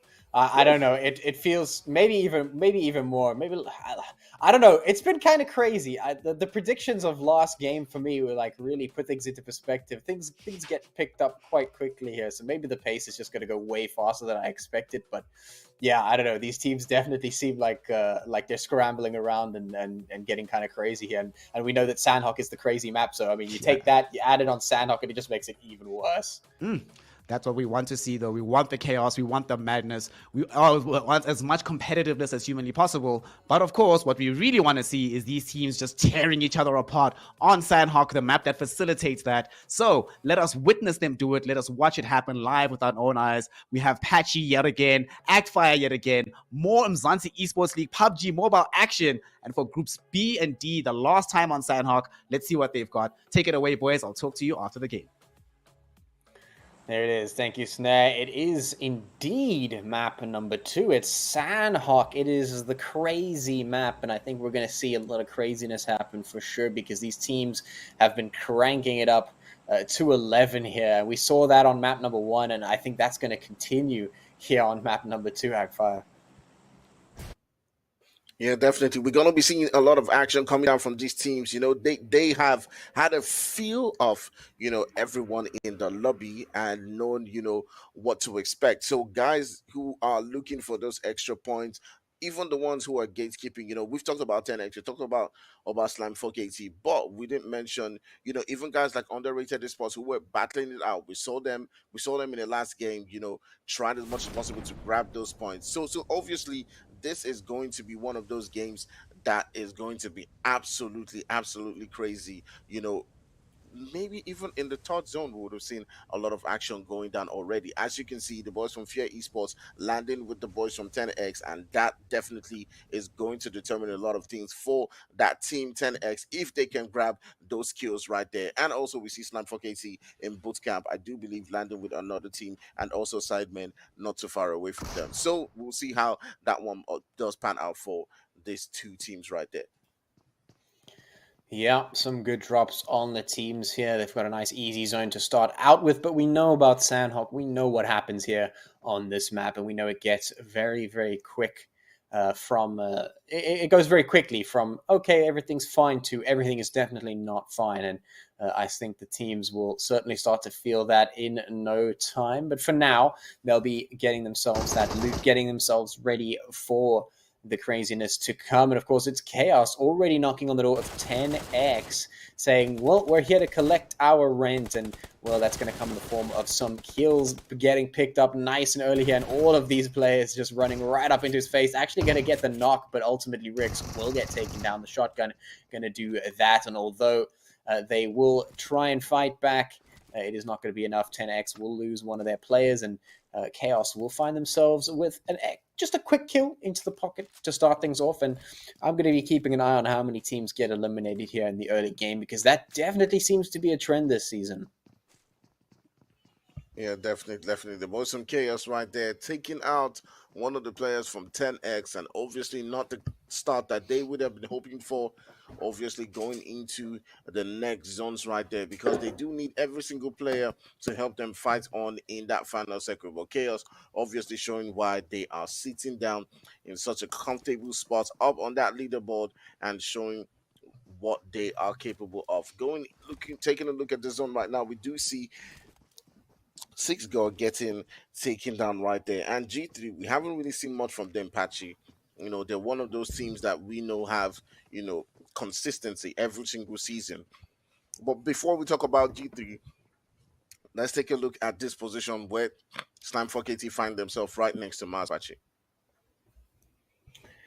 Yeah, they find themselves in a spot right here, just across from the team Mars over there, who are right across from them in this particular compound. And it looks right now like Zigud is looking for something on the side there, maybe a potential flank, a potential way in, a foot in the door to try and get in towards the team there from 4KT. Interestingly enough, it was 4KT that tried the flank last time, so we'll see if Mars tried against them this time. And we'll actually see if 4KT is going to continue that, because the aggression from them didn't really work out in map number one. They maybe overestimated what it would take to pull something off against the Raptors there in map one. So maybe they're a little bit hesitant now to pull another fast attack off here in the beginning of the game. Maybe they're a little bit more hesitant, more okay to just wait this one out and see what happens. Unknown, though, he is looking for something. So maybe a little bit of a potential tempo attack coming from him, because I don't know if they're aware of his positioning, and he could come around from behind, and that maybe makes some problems for 4KT here. Mars is definitely looking for something, but can they find that? Can they look for exactly what it is that is going to get them a win against 4KT? Right now, Zeus still just moving back and forth here, seeing if the corridors are occupied, and Unknown is still creeping forward here. He is still just looking for something. Pronto on the back line might spot him out, but if he doesn't, this might just be the way in for Mars to try and find an attack onto 4KT. I actually think that Pronto is going to spot him right there, because Pronto is in a position where he can actually see, that spot going all the way into, that attack coming in right there from Unknown. And you can see Slime for KT right there. You sending in them nades onto unknown, getting a knock right there. And you can see Pronto getting that finish. And the boys from Mars have one player already now taken down. And the boys from Slime for KT looking like they can actually make that push onto this one. I do believe Pronto will be looking to get closer to his team to provide them with that necessary support. You can see the body language coming in from Slime for KT is to take this really cautious right here, calculating every single step that they make. Pronto already beginning to look to make that flank all the way into that other angle right there to look to see if he can get another knock onto one of the players from Mars. But you can see Tobo and the rest of the players just holding their own down, just trying as much as possible to see if they can get a knock onto the boys from Slime 4KT. And it's pretty much just a cautious gameplay coming from, both angles, both sides. Nades will be very important in this particular fight. Well, let's see how it does play out, Pachi. It's going to be a slow one, but it's all down to who gets the next knock. Yeah, you could definitely see that 4KT have switched it up. They've found what was going on in game number one, and they were like, all right, let's turn it back. Let's dial it back. Let's not try and over-aggress here. We want to stay alive. We want to keep our team together and alive until the end of the game, which means we have to play this cautious. We have to play this slow and really thought out. And that means we're not going to push and just kind of go for it and full send it. We're going to wait and see if we can find that crack in the armor, see if we can find a way in to take Mars down here. But the thing is, the longer you wait on Sanhok, the more difficult it gets. And of course, 4KT now advancing up the ramp here. They've gotten a little bit of a foot in the door to try and push Mars back. But, time is slowly ticking. Of course, that blue zone is creeping in, and it's going to start causing problems very soon, especially if this fight continues to be drawn out, because that is what it's looking to be. Mars is not trying to commit to a fight just yet. 4KT, it looks like they are advancing, but they haven't decided to hard commit to that fight yet either. They're still waiting to see if they can capitalize on mistakes and maybe find a way in to try and defeat Mars, who are just holding back for now. All right, so slow build-up coming in from the boys from Slam 4KT onto Maz right there as they're both looking for that next knock, looking to see who is going to win this particular fight. It means a lot to the boys from Slam 4KT because they do want to rack up those points going up right there. The boys from Mars, on the other hand, they're not in a very, very safe position.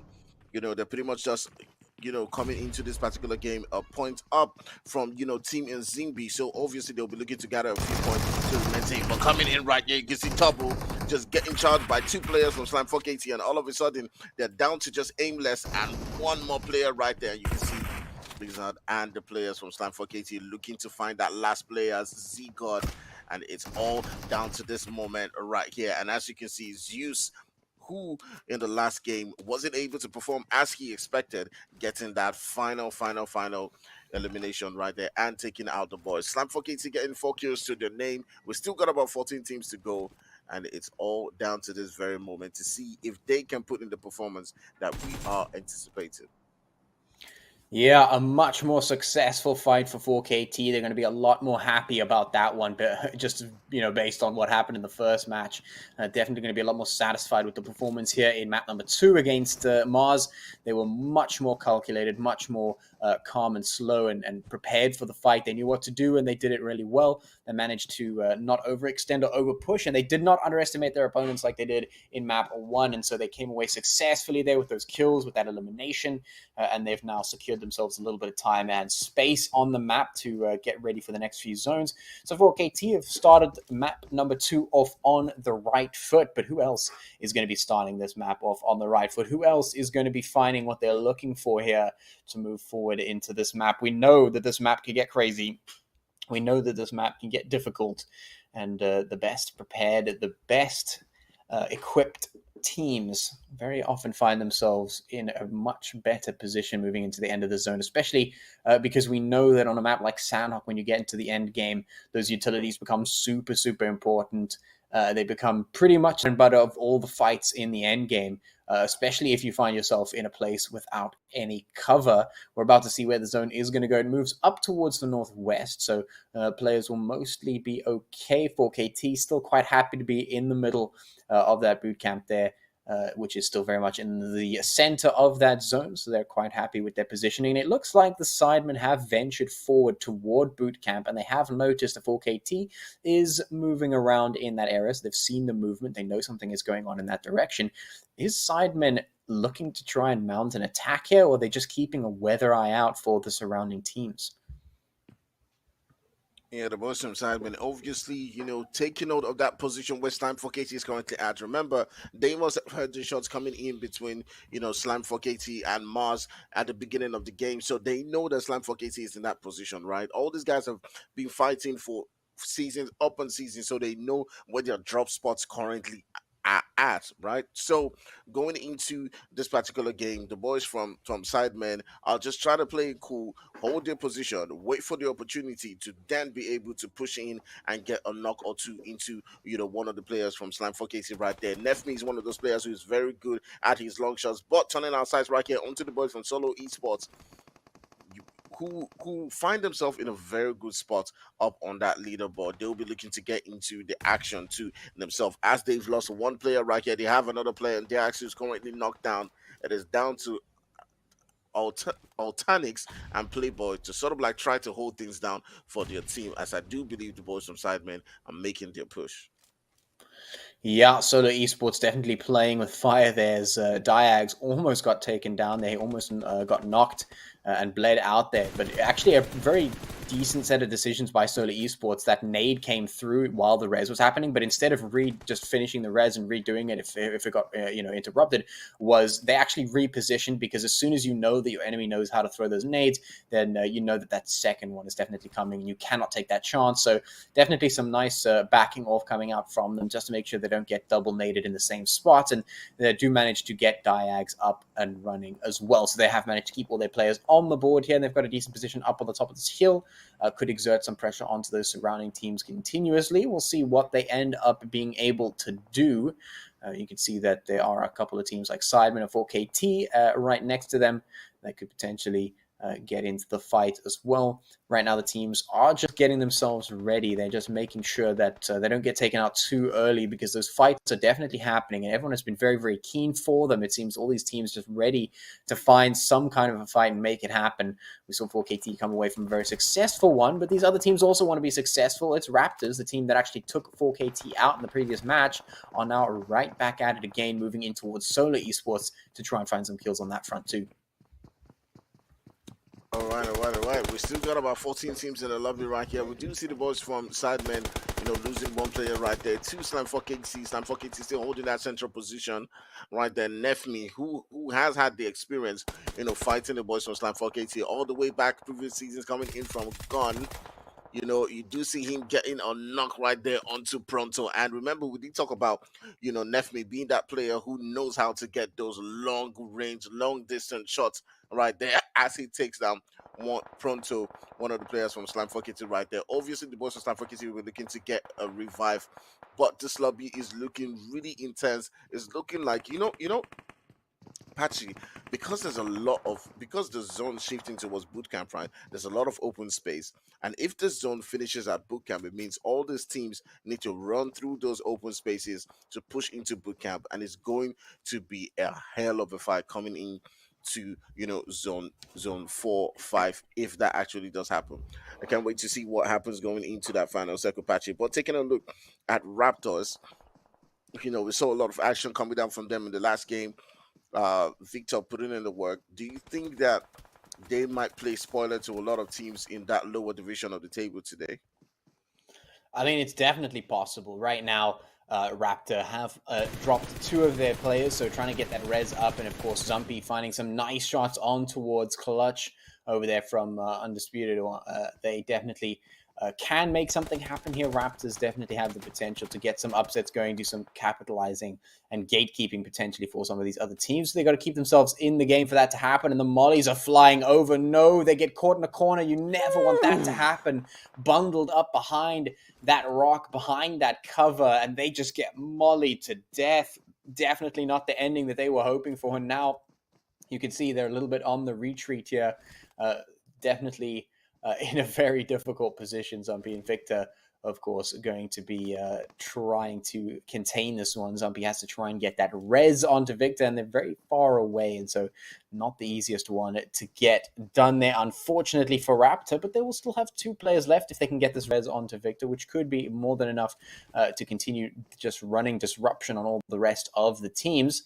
For the most part, though, we've got 14 teams still left here, and, well, everything is starting to calm down. A lot of these fights have already happened in the early game, and now as we move in towards the mid game, the teams have secured their positions, gotten themselves a little bit of space, and I think I agree with you. I mean, if this zone continues to do what it's doing, then we have some very interesting final zones on our hands, and things might get really, really tough for a lot of these teams, but that's just the way we like it. That is exactly what we want to see. We don't want it to be easy for these teams. We want them to be tested. We want them to be put through their paces to see what they've got to show us. And right now, the Mad Knights now pushing up in towards boot camp. This is the place. It's 4KT versus Mad Knights. It's one team that's been doing really, really well this season versus one team that needs to be doing really, really well to make it up through the rest of the season.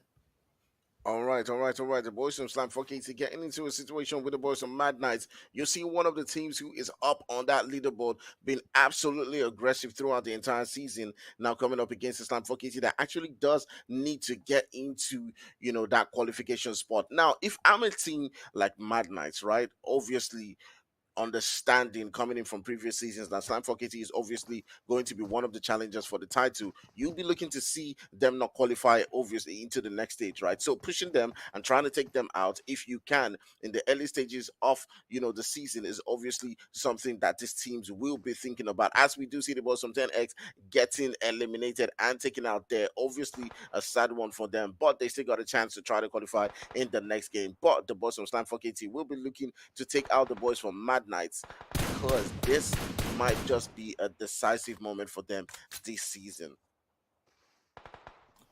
Yeah, certainly could be. 4KT looking to be on the defense here as Mad Knights push on up to try and take control of the compound. They've got their little portion of it to try and secure their position, secure their spot in the next zone, which is about to close up. As you can see, BBC just on the edge of this one as G3 now pushing through.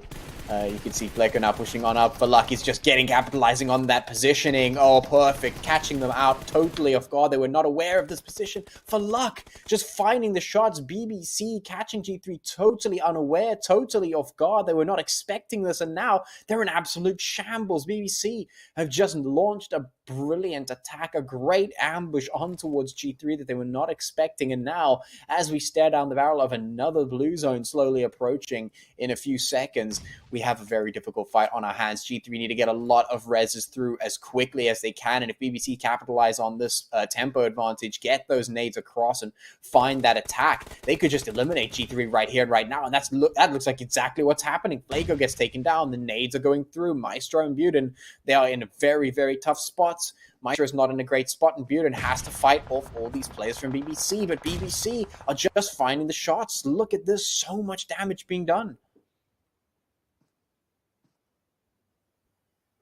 Yeah, obviously, G3, of course, we spoke about them, before the beginning of the match.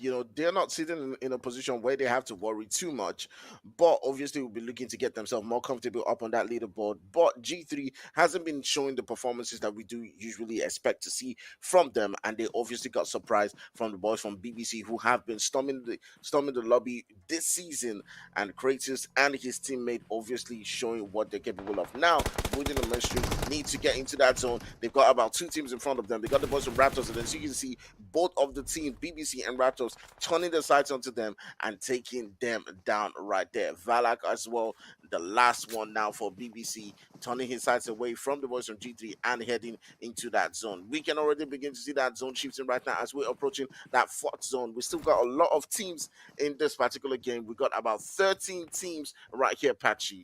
And my goodness, it is looking like we're still going to have a large amount of numbers coming into that final zone. We got the boys from Chaos not too far away from Slime 4KT. They might be able to provide a surprise for them. They might just be that Trojan horse, coming up against Slime 4KT right there, as they're just being absolutely silent in that particular position. Why the boys from 4KT focus on Mad Knights?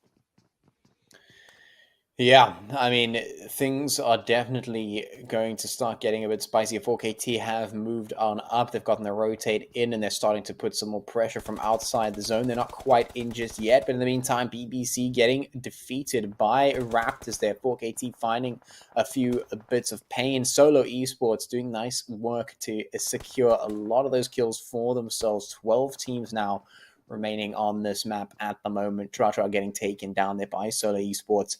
And these teams are definitely starting to pick up the pace now. And this is exactly what we expect on a map like Sanhok, where things are going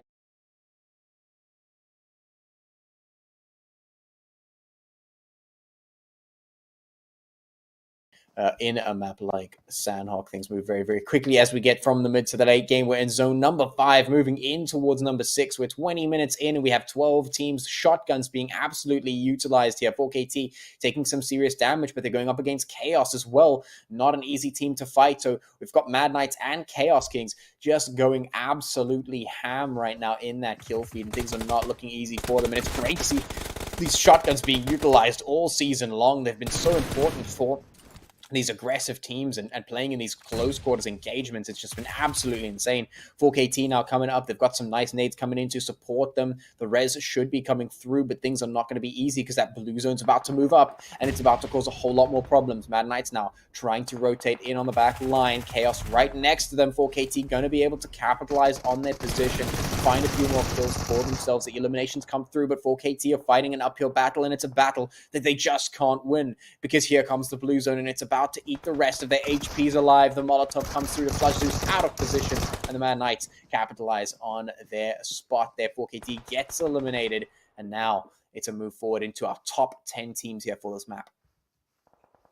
Ooh, really tough one for the boys from 4KT coming up against Mad Knights, who have been absolutely phenomenal throughout the season and managing to take out the boys from Stand 4KT right there as they do proceed into that zone. We've still got about 10 teams right here in the lobby. It's the 5th zone, and Patchy, remember the predictions we had before this game, going into that 6th zone, still having a lot of teams right here, still having about 7 teams, and it's a lot more. As we can see, we have 9 teams right here sitting down in that 6th zone, that zone shifting, and all these teams are looking to grab as much points as they can. The boys from Solo, who have been absolutely dominating throughout the entire season, still looking to grab those maximum points, as well as Mad Knights putting in the work in this particular lobby. We'll also see the boys from Underrated getting a couple of knocks right there, still fighting it out. And Patchy, whew, it's crazy. Mad Knights have been taken out. Yeah, it is crazy. People are getting eliminated left, right, and center, scrambling to get points, scrambling to get positions. And, well, we're left with 8 teams now as we move in zone number 6 towards zone number 7. And Diag's going to try and find something onto the remaining players there from the Raptors. Fear putting some pressure on from the side as Diags tries to run through the Alternatics, does get taken down, and Solar Esports gets eliminated as well. So 7 teams now in zone number 6, just as you said would be the case. And here we are, we find ourselves exactly in that, but just immediately after that, we see even more eliminations coming through. Another team sent back to the lobby. Now 6 teams remaining here. Zumpy pushing down the hill with the rest of Raptor Esports to try and find some tempo. There goes Trinity. I mean, these elims are coming through so quickly. Definitely a lot of damage being done by a lot of teams early on, but no full team eliminations. And now those eliminations are starting to roll in. Now those capitalizing of those last few dregs is coming through. And now as we move in towards zone number 7, this zone looking very, very small. Those utilities are starting to fly, and now we're going to see who of these 4 remaining teams is going to be the team to walk away with chicken dinner in map number 2.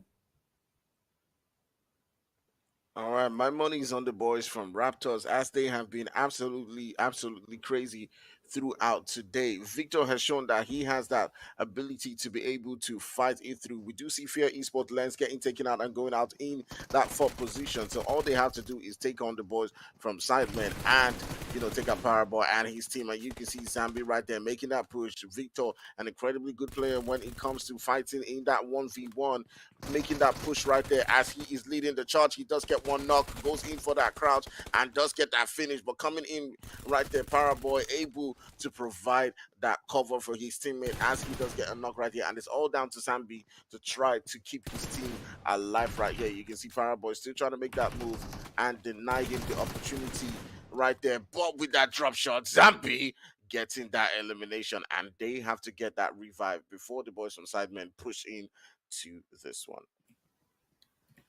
Yeah, a very well played by Zumpy there from Raptor, keeping the team alive and dueling out very successfully there. Now he's going to be called on to duel again, to fight the good fight for his team, to try and secure that chicken dinner. It's going to be Zumpy versus the world. Pablo now having moved in to try and make this happen. It's basically a 1v1 unless Victor can get close enough for the res to come through. Zumpy has to be careful though, because Pablo definitely on the move, definitely looking to capitalize, but he overplays. He tries to go for the shot in towards the downed player instead of dueling, and that proves to be his downfall there. Raptor Esports will find another chicken dinner for themselves. 11 eliminations, 1,659 points of damage there to get themselves 26 points in that match. And certainly not unexpected, but what was very much unexpected was what we were seeing coming in from those teams. Definitely unexpected what we saw coming in from the teams. A very slow and glacial start to Sanhok. Only started to pick up after we got to like the third or fourth zone. But Raptor Esports today, Actfire, they are ascendant. They got the MVP vote in the first map.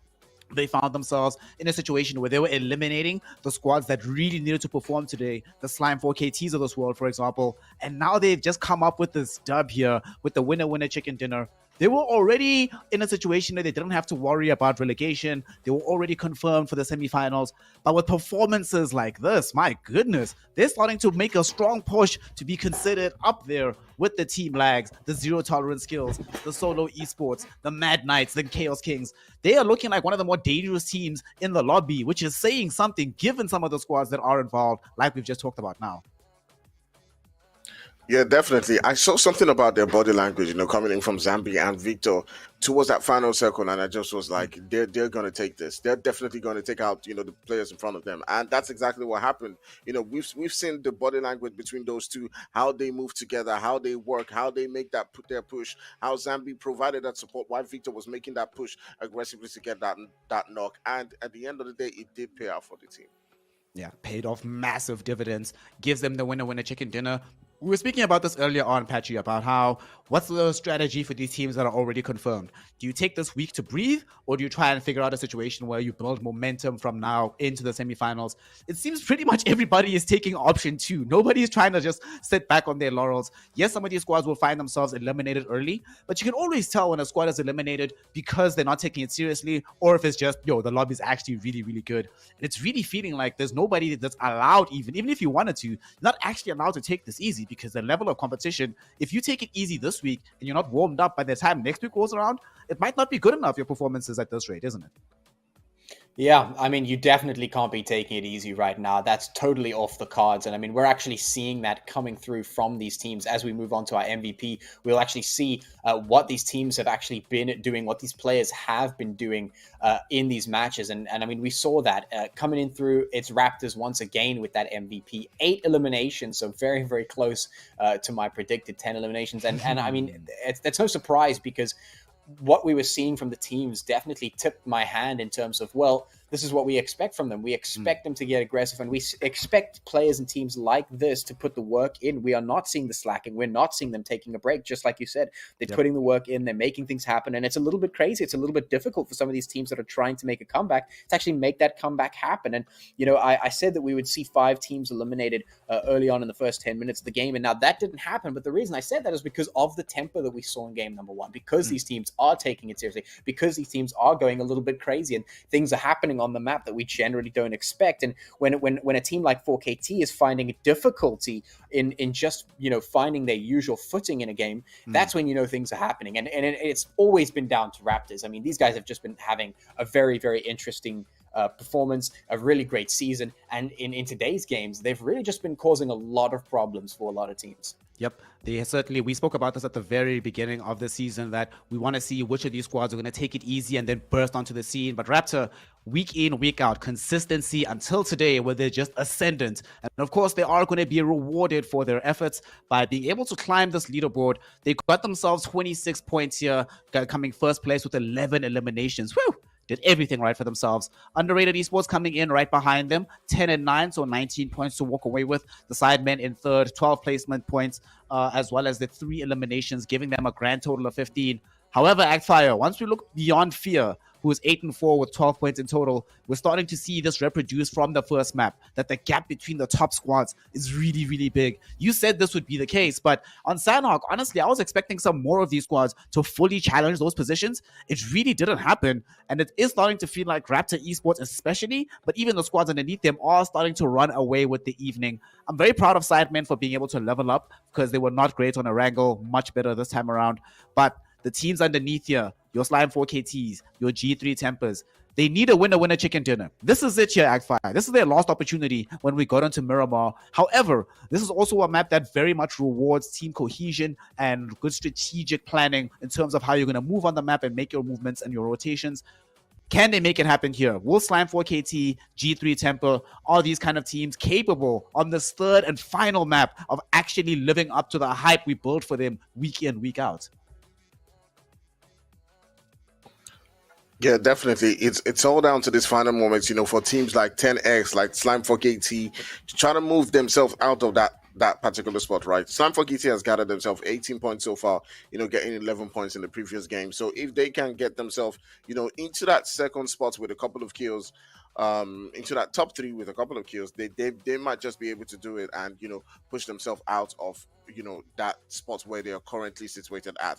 But taking a look at this second page right now, you do see a couple of teams, like EXO Redefined, like BBC Chaos Kings, like even 10X, who we were hoping to see a lot more from. They had quite a more impressive performance in that first game, and maybe we might just see something coming from them, to push themselves up on that leaderboard in the final map in Miramar, which is a much bigger map, less chances for third parties, and they may just have that freedom to show what they're capable of.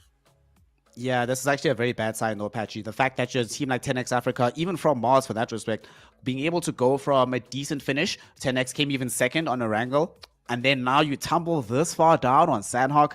This is not supposed to happen. This is not good. This is also literally their final map, because if they don't do well here, Patchy, 10X Africa, team in Zimbi, they're not just saying, well, we're going to be losing out on the semifinals. If they don't perform on Miramar, they guarantee that they have to play the very scary promotion relegation playoffs. And the Nkosi Super Cup players are no slouches either, and certainly can push you to the limit, push you to the brink. What can they do on this third and decisive map to try and get themselves out of that scrap, but more importantly, get themselves into a position where they can challenge for the grand prize money? Well, I mean, the possibilities are very, very difficult. I mean, they have started to slim down. I mean, the fact that we're going into today with already, very low numbers means that the pressure was on from the get-go from map number 1. And of course, map number 1 and 2 have now passed through. So we're on to map number 3. The pressure has mounted. I mean, nothing short of miraculous is really what some of these teams are looking at to try and achieve here on map number 3. And of course, it's definitely possible. And as you mentioned, Miramar being one of those maps where a lot of team cohesion and planning can definitely get you ahead. What they're having to do is just cross their fingers and go, let's hope that the team is cohesive enough. Let's hope that the strats are good enough. Let's hope that we can respond to what's going on right now, because I mean, from what I've seen and from what we've been seeing so far in the season, these teams have had absolutely no problem with turning a map like Miramar, where we do expect those strategic gameplays, into just absolute chaos fests. And I don't know how they managed to do it, but they have managed to do it. And I mean, we've even been seeing players pulling out those shotguns on Miramar, and when that's happening, these players are coming to speak a different language here, and that is just shotguns to the face. That's craziness all over the show.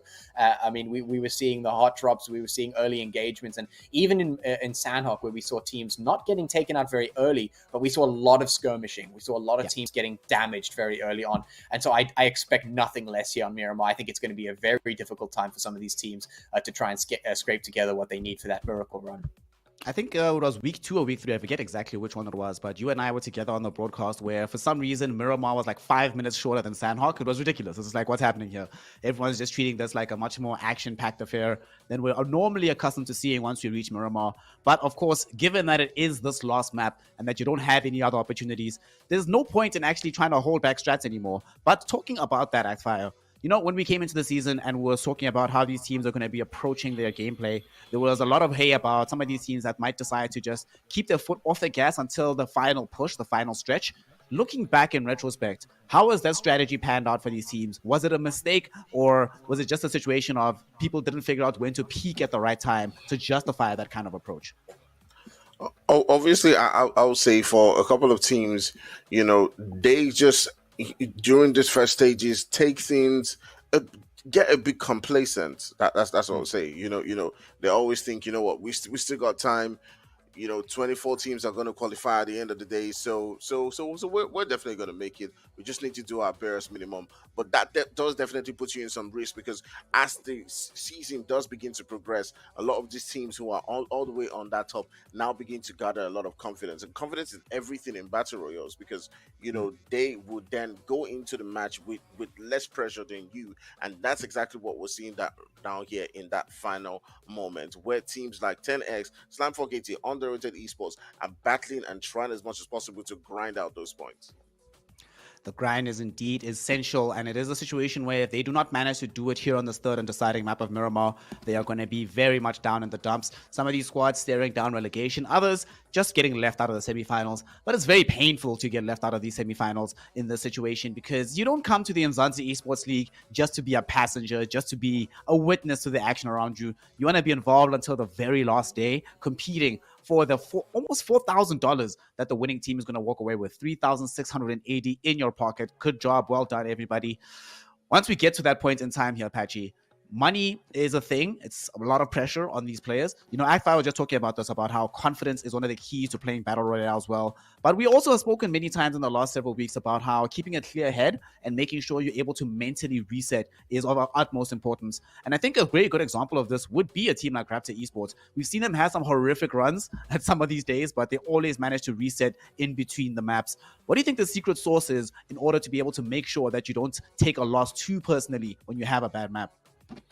Well, I mean, for Raptors, they have always been able to make things happen, and you could see that they have they know that they're capable of a lot of things. They know that they're capable of getting stuff. They have the confidence, and when things don't work out, they're able to say, okay, well, that didn't work out, but we're not down, we're not out, and certainly we have the potential to make something happen. And as long as you're always seeing the potential, as long as you're always seeing where your strengths lie, especially with a team like Raptors, if they say, okay, here are our strengths, this is what we know how to do, we're not going to go down and out. I mean, just even seeing the mentality from them in game number 1, where they went up against 4KT, and they got eliminated by 4KT, but they did not for a moment stop fighting. They did not give up. They didn't, throw their hands up and go, well, we're not gonna try, whatever. They went out fighting tooth and nail, and they just did so much damage to 4KT, and they made it really tough for them. And this is the mentality that they have, is that even when they're going out, they are still going out fighting. They're still putting in the work, and they're still keeping the mental game strong. They're like, it's fine, we're going to keep fighting, and then when we see you again in the next map, we're going to still be fighting, except we're probably going to win this time because we're ready for you now. And it's definitely important to make sure that you don't take those take the defeats or the losses too much to heart, and let them discourage you from continuing to have that confidence to play. Speaking of, Patchy, I hope you haven't taken it too much to heart that your 100% predictions have not gone to plan today. So we're going to be getting another one for you here. Very close on the MVP vote with the kills. Let's make it a bit more complicated. The winning team, how many eliminations are going to they going to be able to accrue on this final map of Miramar? Well, I don't really know what you're talking about. My prediction rate's always at 100%. I've never seen it drop below that. So in any case, I think we're going to be seeing maybe 11 or so eliminations coming in from our top team. That does seem to be something that is very consistently achievable. So at least I think those double-digit 11s looking very, very nice and spicy for that team taking the win there. Maybe it won't be, but I mean, my prediction rate is perfect. So 100%. I mean, you've been on fire today, Act Fire, on your prediction. So very quickly, we'll give it to you again because you've literally not gotten it wrong this evening. How many zones and how many teams in the final one?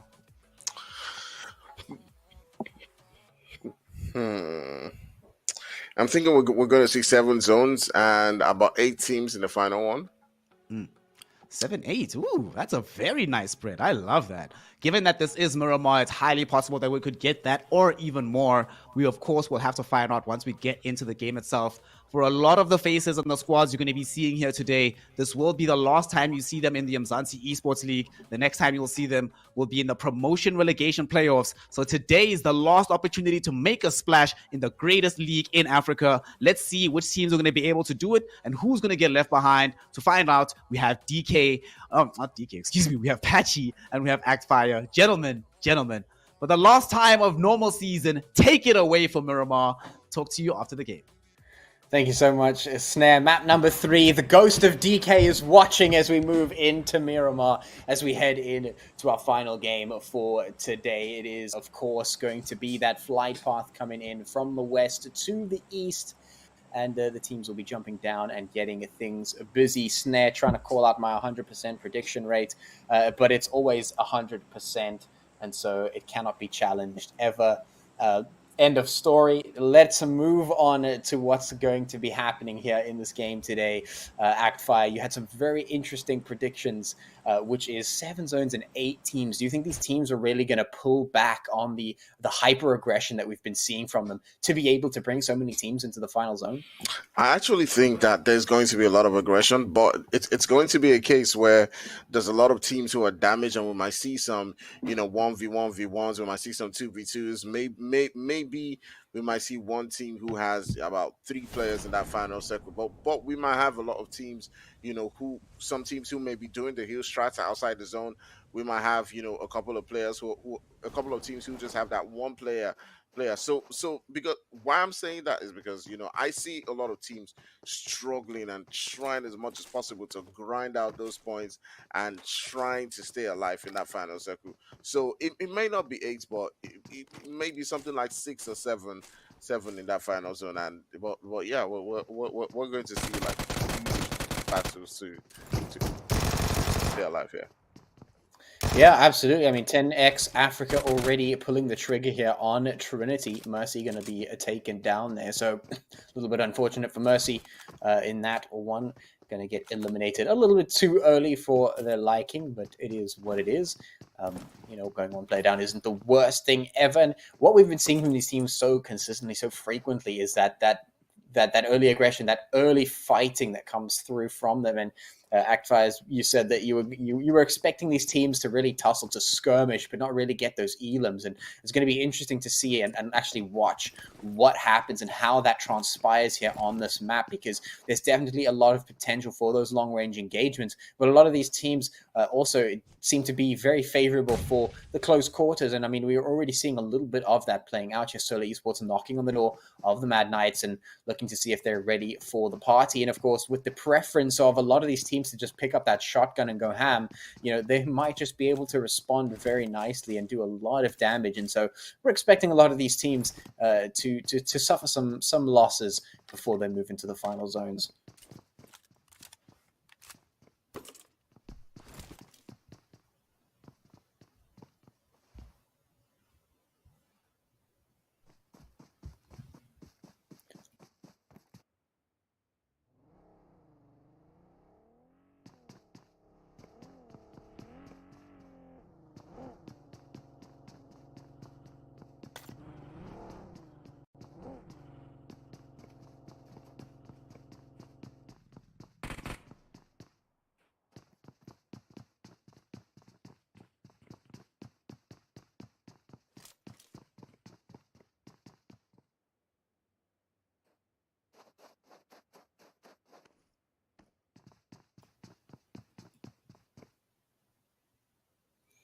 I mean, at this point, the Mad Knights have really secured their spot here They're not in too much danger. Solo even not in too much danger either. They're quite happy with where they are. And really everything that they've got to give now is basically just, let's have fun with this final map here. Let's see what we can do and really get ourselves in the mental state for our next round.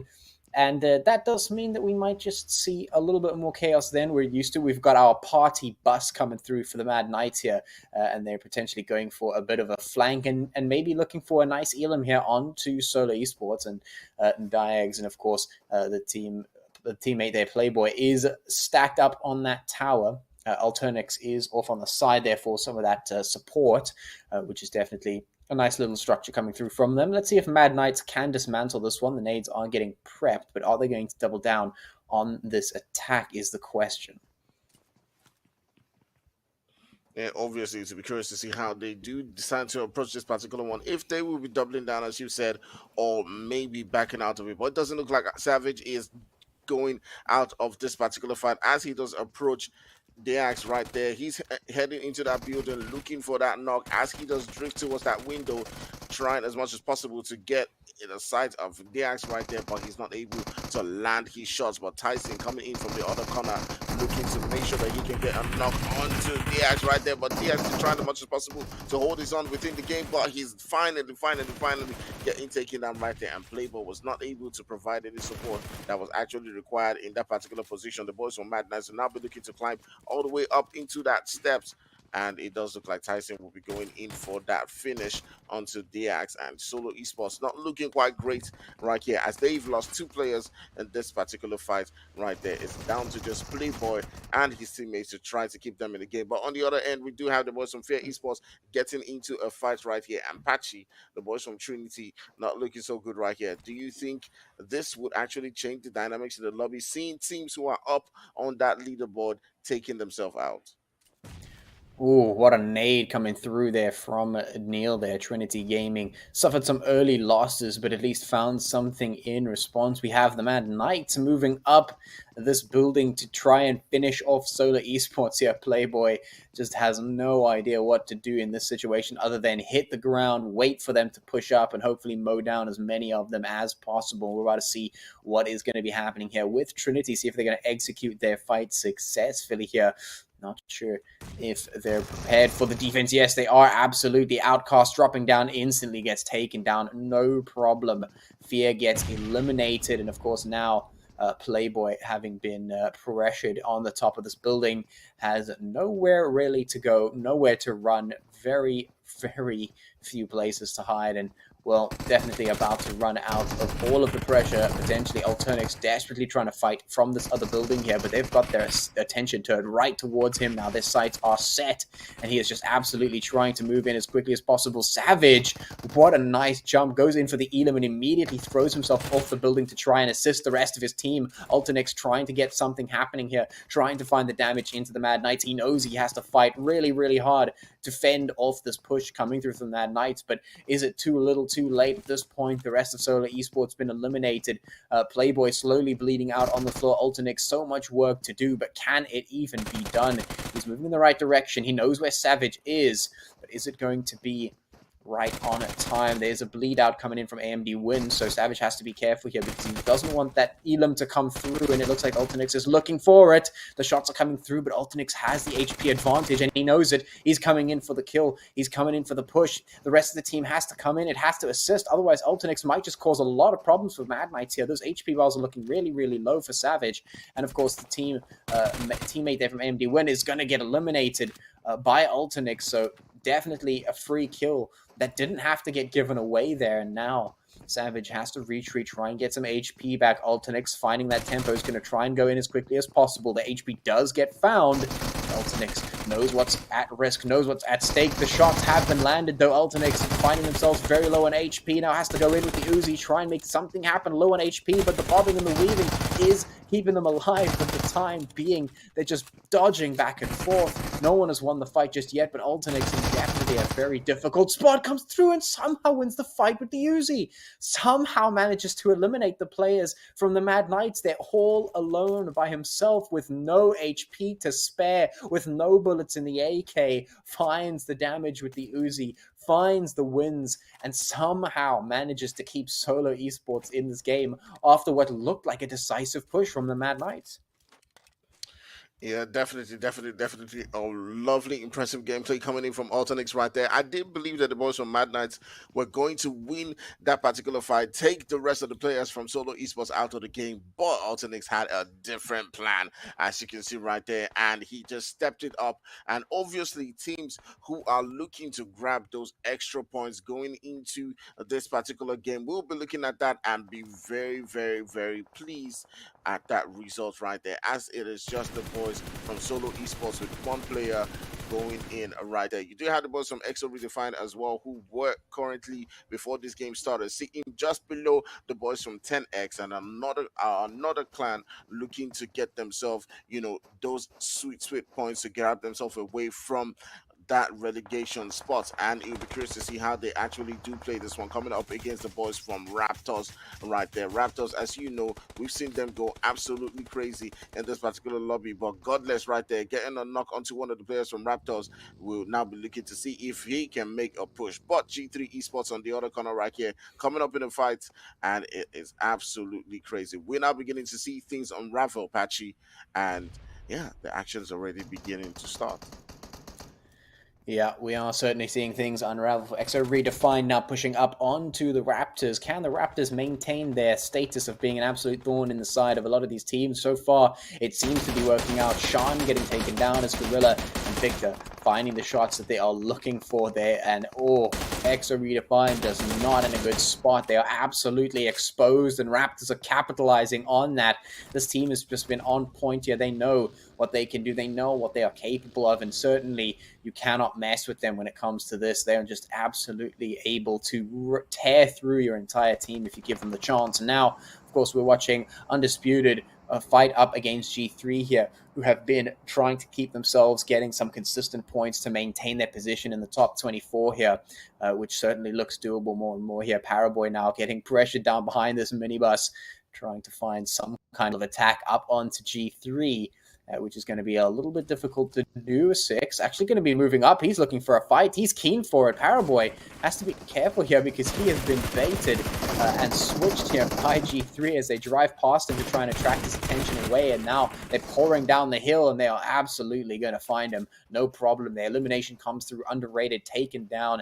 G3 picking up 3 kills for themselves. A nice elimination for that team. We have 11 teams remaining, and we're moving only into zone number 3.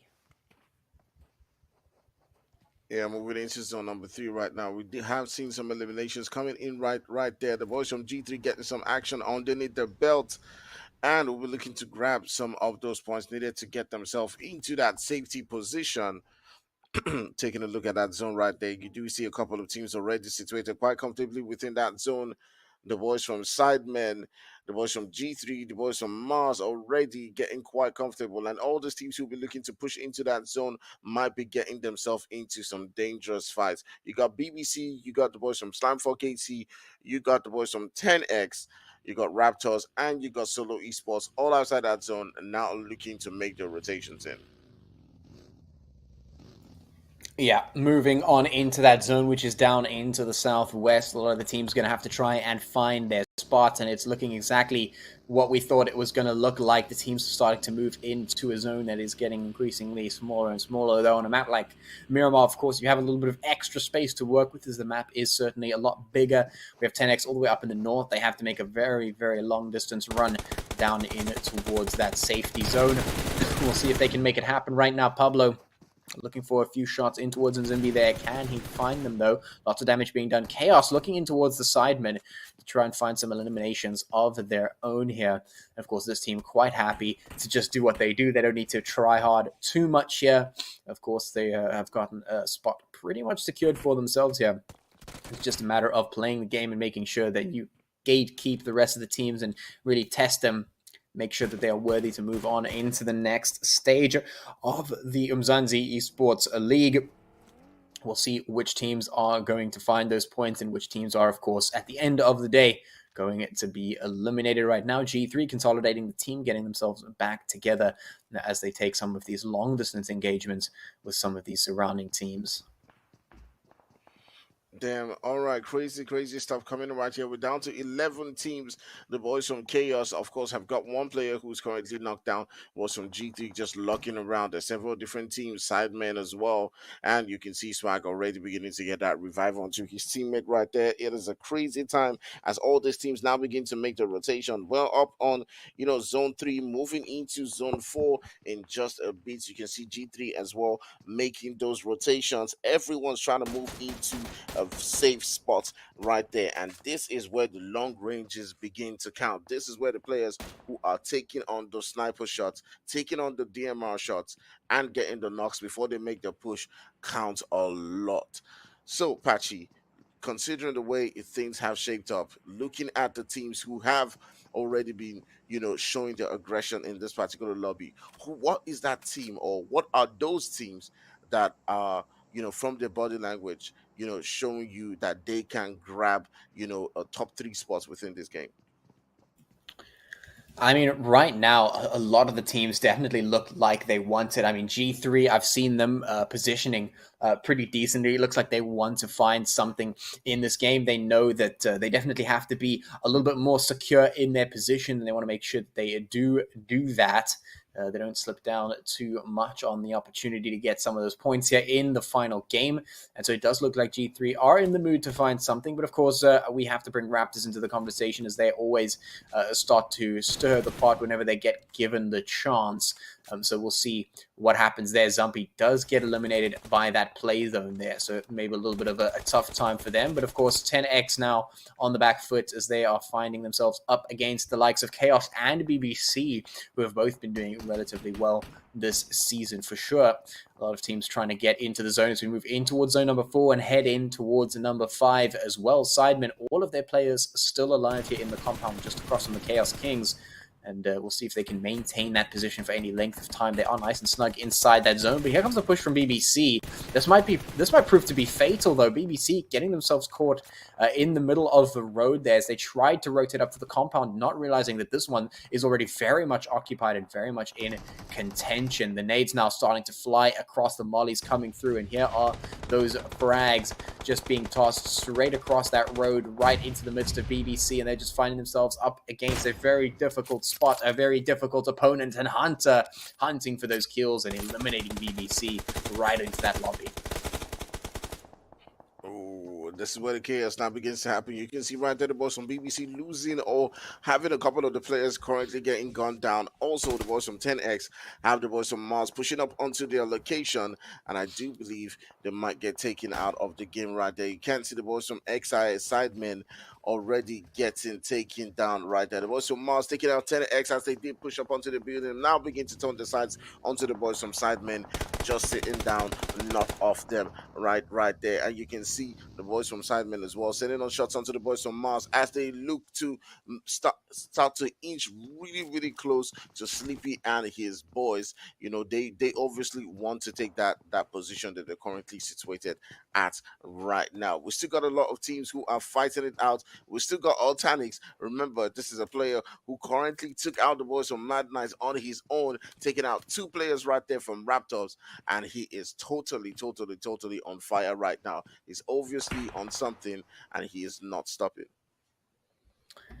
Yeah, absolutely not stopping, ready to find some things. Hunter just staying true to his name here and just hunting players with that rifle. And certainly we have seen this from him this season quite consistently. He's been quite good at it as well. Great to see him employing those strengths of his own. And of course, now we have 4KT doing what they do best, climbing mountains, getting some Overwatch views over all of these players in the surrounding area and seeing if they can cause a little bit of trouble, find a few shots and kills in over some of these players. G3 with a very similar idea, also climbing that hill, climbing that mountain, trying to get that Overwatch position. But as we move into zone number 5, things are going to get difficult if these players do not find themselves in the zone once again, which we're about to find out if that is the case or not, as I believe zone closes up very slowly to try and choose another spot for KT and G3. Might just be forced to rotate, and indeed they will be, but it's G3 who is slightly favored. They have the zone much closer to them,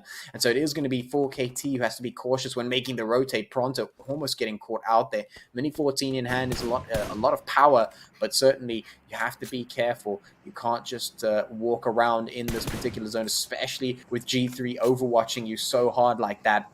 You cannot walk around freely. You have to be very careful about your movements and your rotations from this point on. G3 do have to keep in the back of their mind that they too have to get into the zone, but for them it's just a matter of moving slightly backwards, and they should be good to go. We still have 9 teams left on the board as we are in zone number 5, heading in towards number 6 very, very soon. 5 seconds left before that zone starts to close on up and make it even more difficult for these teams to play. Remember what I said before the beginning of the game, we were going to have about 7 teams going into that zone 6 and 7. As you can see, we might be getting those predictions right. We've still got about 8 teams right here in the lobby, and several different teams are looking to battle their way into getting those maximum points. You can see Pronto that's going right there, pushing onto a player right there from G3. The players are looking to get themselves into those great positions, into that zone, fighting it out. You can see Boyden right there, and the rest of his teammates are looking to take out the boys from Slime 4KT, and 4KT is still hanging on right there, trying as much as possible to keep themselves alive in this particular game. The boys from Sidemen right now getting cornered by the boys from Mars, and they are in a very precarious situation if they are looking to take out this team and remain in the lobby. Both teams are currently sitting down with a 4-man squad. You can see Seagod may have an angle onto Sleepy if it does decide to come out and push onto Turbo, so he will looking for that opportunity. As you can see, Seagod already now beginning to go in and getting that confirmation right there,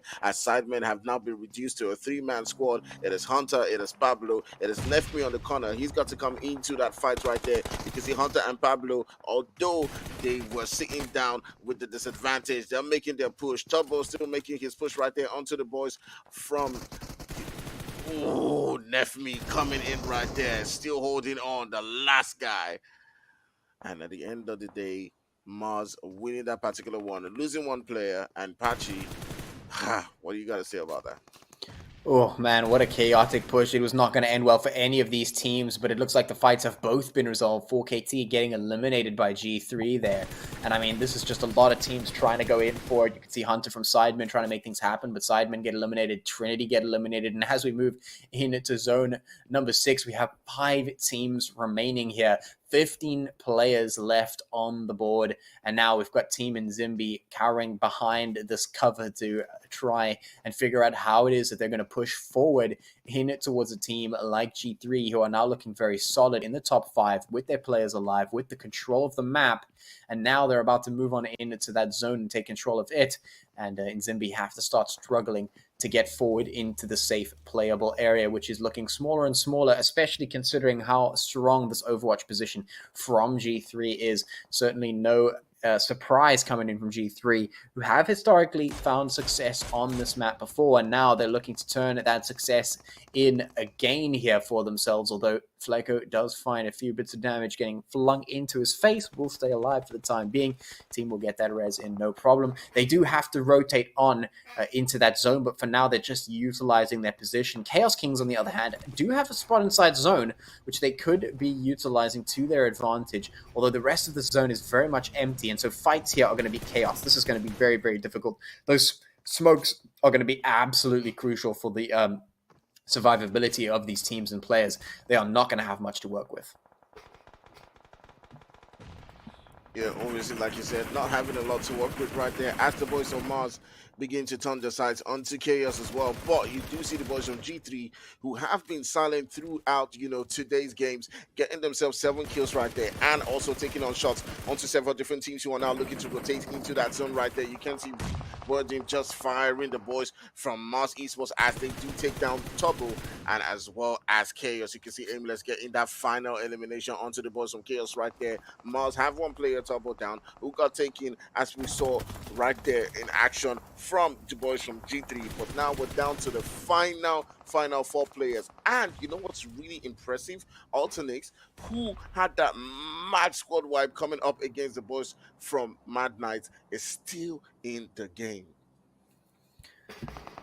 still in the game, still in the match, still keeping the team hopes and dreams alive to try and squeeze in a few more points, but he's got a lot of enemies up ahead of him. G3 right next to him, a couple of teams on the other side of that zone, and as it starts to close in and move in towards zone number 7, things are not going to get any easier. Buden finding Aimless there with a couple of good shots coming in from that Scar to just put the final nails in that particular coffin and reduce a few more of those teams. They have picked up 10 kills for themselves here. G3 happily pocketing those and moving forward in this game right now. No problem from them, and it looks like they are trying to gear themselves towards winning this one. Burden very much on the flank, could potentially cause some problems for teams like Nzimbi here, and of course Mars creeping around on the other side here. Ultinix with a very good position could cause some problems. The molly does come through, but it overshoots, so G3 not going to get caught out by that. Now they are aware of somebody's positioning. They know somebody is here in this direction, so Ultinix has to be careful here because that blue zone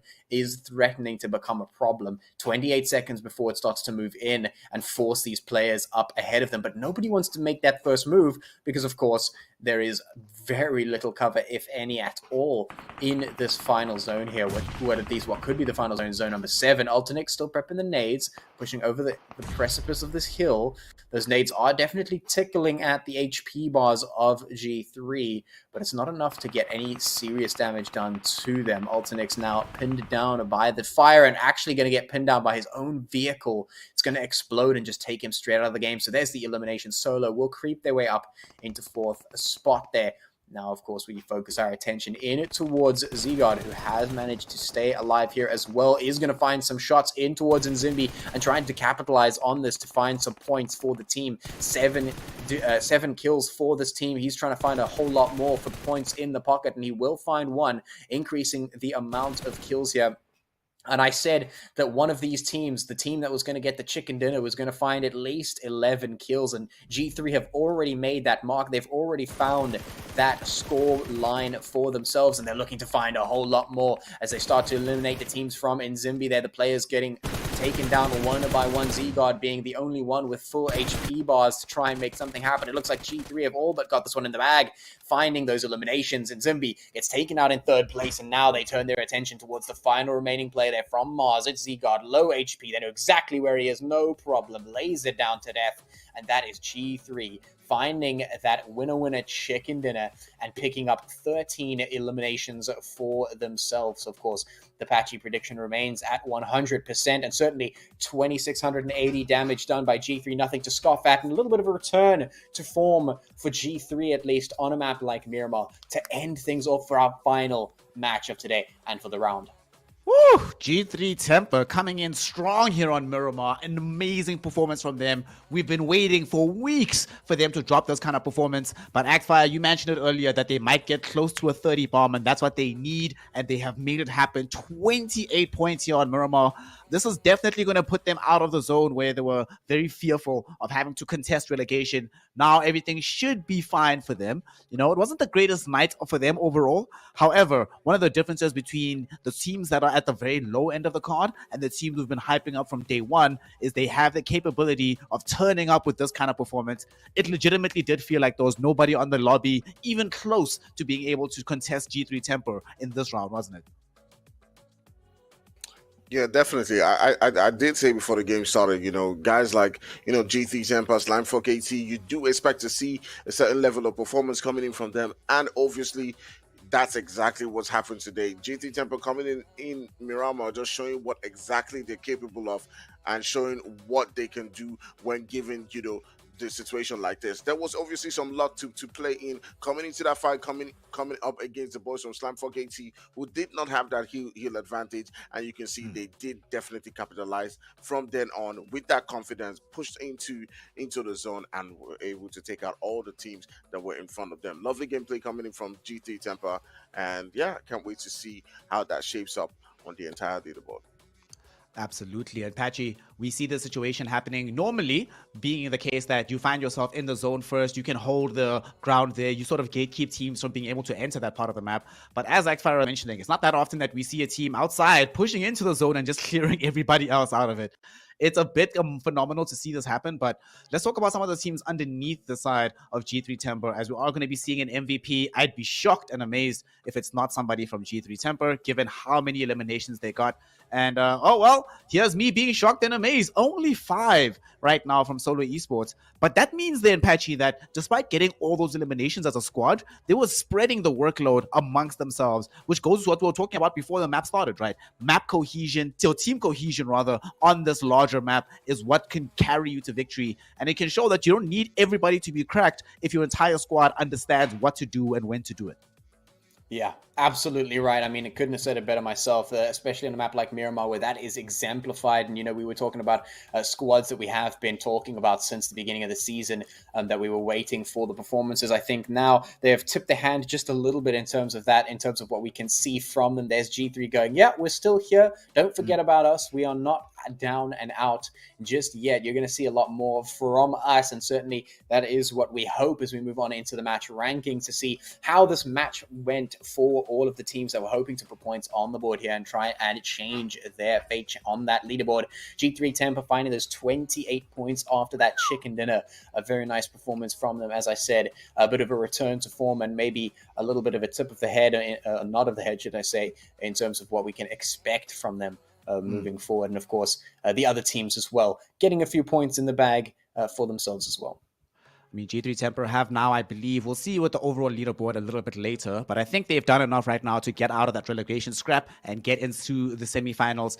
The teams I'm a bit more concerned about, though, Agfire, are teams like From Mars, teams like Team Nzimbi, who got 2nd and 4th respectively, but also teams like 10X Africa. I mean, some of those first 2 squads we mentioned, they did relatively well tonight, so we don't know exactly how that's going to have ramifications on the leaderboard. But 10X Africa, Slime 4KT, well, G3 did what they were planning to do. Wait until the last moment to bring out that kind of performance. Now, if you're Slime 4KT, for example, you must be feeling really, really sad about employing that kind of strategy, right? Because it certainly did not work out for them. Yeah, definitely. They were, I mean, if my math serves me right, they've only been able to gather, I think, about 21 points totally in, or 20 points totally in today's games. If that will be enough to boost them out of that particular position where they're currently sitting in the elimination, we'll be left to see when we see the overall leaderboard. But definitely 10X, who were able to gather themselves some points as well, might be seeing themselves boosted out of that position, but maybe slightly to the detriment of teams like Sincerity, who were just sitting down on that edge of elimination. But we'll be curious to see how that one does shape out. But still, great gameplay and great showing coming in from 10X. Either ways, I do believe it has been a great performance for them. I do believe it has been a great showing. They started off really slow, but towards the end of this particular qualifications, they showed that they still have some fight in them. They still they do deserve to be in Umzansi, and if they do manage to qualify beyond this stage, I think they may have more confidence to begin to show what they're capable of. Of course, we will see how that all tallies up once we see the overall leaderboard to have a clearer idea and a clearer picture of what the next couple of weeks are going to look like. And there it comes up. Oh, well, our production crew's on points today. Unfortunately, though, Patchy, 10X Africa has not done enough. They are only 30th. And they will be joining Excel Redefined, Black Crystal, Black Clover, BBCX, YT Gaming, Energy, and Royal Demo X as teams that have now found themselves outside of the Umzansi Esports League. These are the teams that will be participating in the promotion relegation playoffs against the players and teams coming up from the Nkosi Super Cup. Talk to me about this, Patchy. Do you think... So I'm in 2 minds about this, right? This could either be the kind of situation that galvanizes you to play a lot better in the promotion relegation playoffs, not try to hold anything back, just leave it all on the table. But it could also be very demoralizing for these players and these teams, and they might just not feel capable and up to the task of challenging to come back into the Umzansi Esports League. What's your feeling about these squads? And actually, let's put the 100% prediction to a test. Give me some squads here that are going to stay in the league against the Nkosi Super Cup teams, and which squads do you think we won't be seeing once we get season 6 of the Umzansi Esports League? Well, definitely, I think that polarization is certainly what this result can bring. I mean, a lot of teams might feel very demotivated by this and go, "Oh, well, there's no point in trying further than this." But I mean, that I don't think that's the case at all. I mean, I would really say that it's fine if you don't find what you were looking for in any given season, because it's not over just yet for you. I mean, if this meant instantly just getting relegated, sure, but it doesn't. This means they go down into the promo relegational stage where they get to fight against the upcoming teams from the Nkosi Cup, which means they do have a chance to stay in the league itself for the next season. And so there's definitely potential for them to make that happen. There's definitely still a lot of chances for them to prove what they've got. And I do think that teams like, for instance, Royal Demo X are a team to keep an eye out for that could potentially be making their way back into the league for the next season. Of course, moving into the next page as we go in reverse order towards that, of course, coveted number one spot for the overall positions before we move into the next round. We find ourselves in 17 to 24th position. So these teams are safe, just barely. 4KT making it up into that 24th position. Woo. Damn, that's so close. Slime 4KT, they left it until the very last day to try and bring us some hype, but they have clawed their way into the top 24, which means that we will still be seeing them going forward here, Actfire. You know, it hasn't been, if we're going to be completely honest, the most impressive showing from Slime 4KT. However, this is how they roll. This is what they do. They just managed to eke in. I think they got a little bit lucky tonight. But from here and from what you saw tonight, do you think they have what it takes when we roll around to the semifinals to continue playing at a high enough level to get themselves into the proper finals themselves? I think this is what Slime 4KT does. You know, they start off slow in the season and they get a little bit complacent because they're just trying to just barely qualify. We've seen them do this about 3 times in the Umzansi, right? And go all the way even, you know, to that finals and get the win. So they are not the team to, you know, underestimate. You know, I mean, if you've been watching the Umzansi for as long as I have, you know that teams like G3 Temper, teams like BJE, teams like Slime 4KT, these are the number one contenders. These are the teams to lose the Umzansi.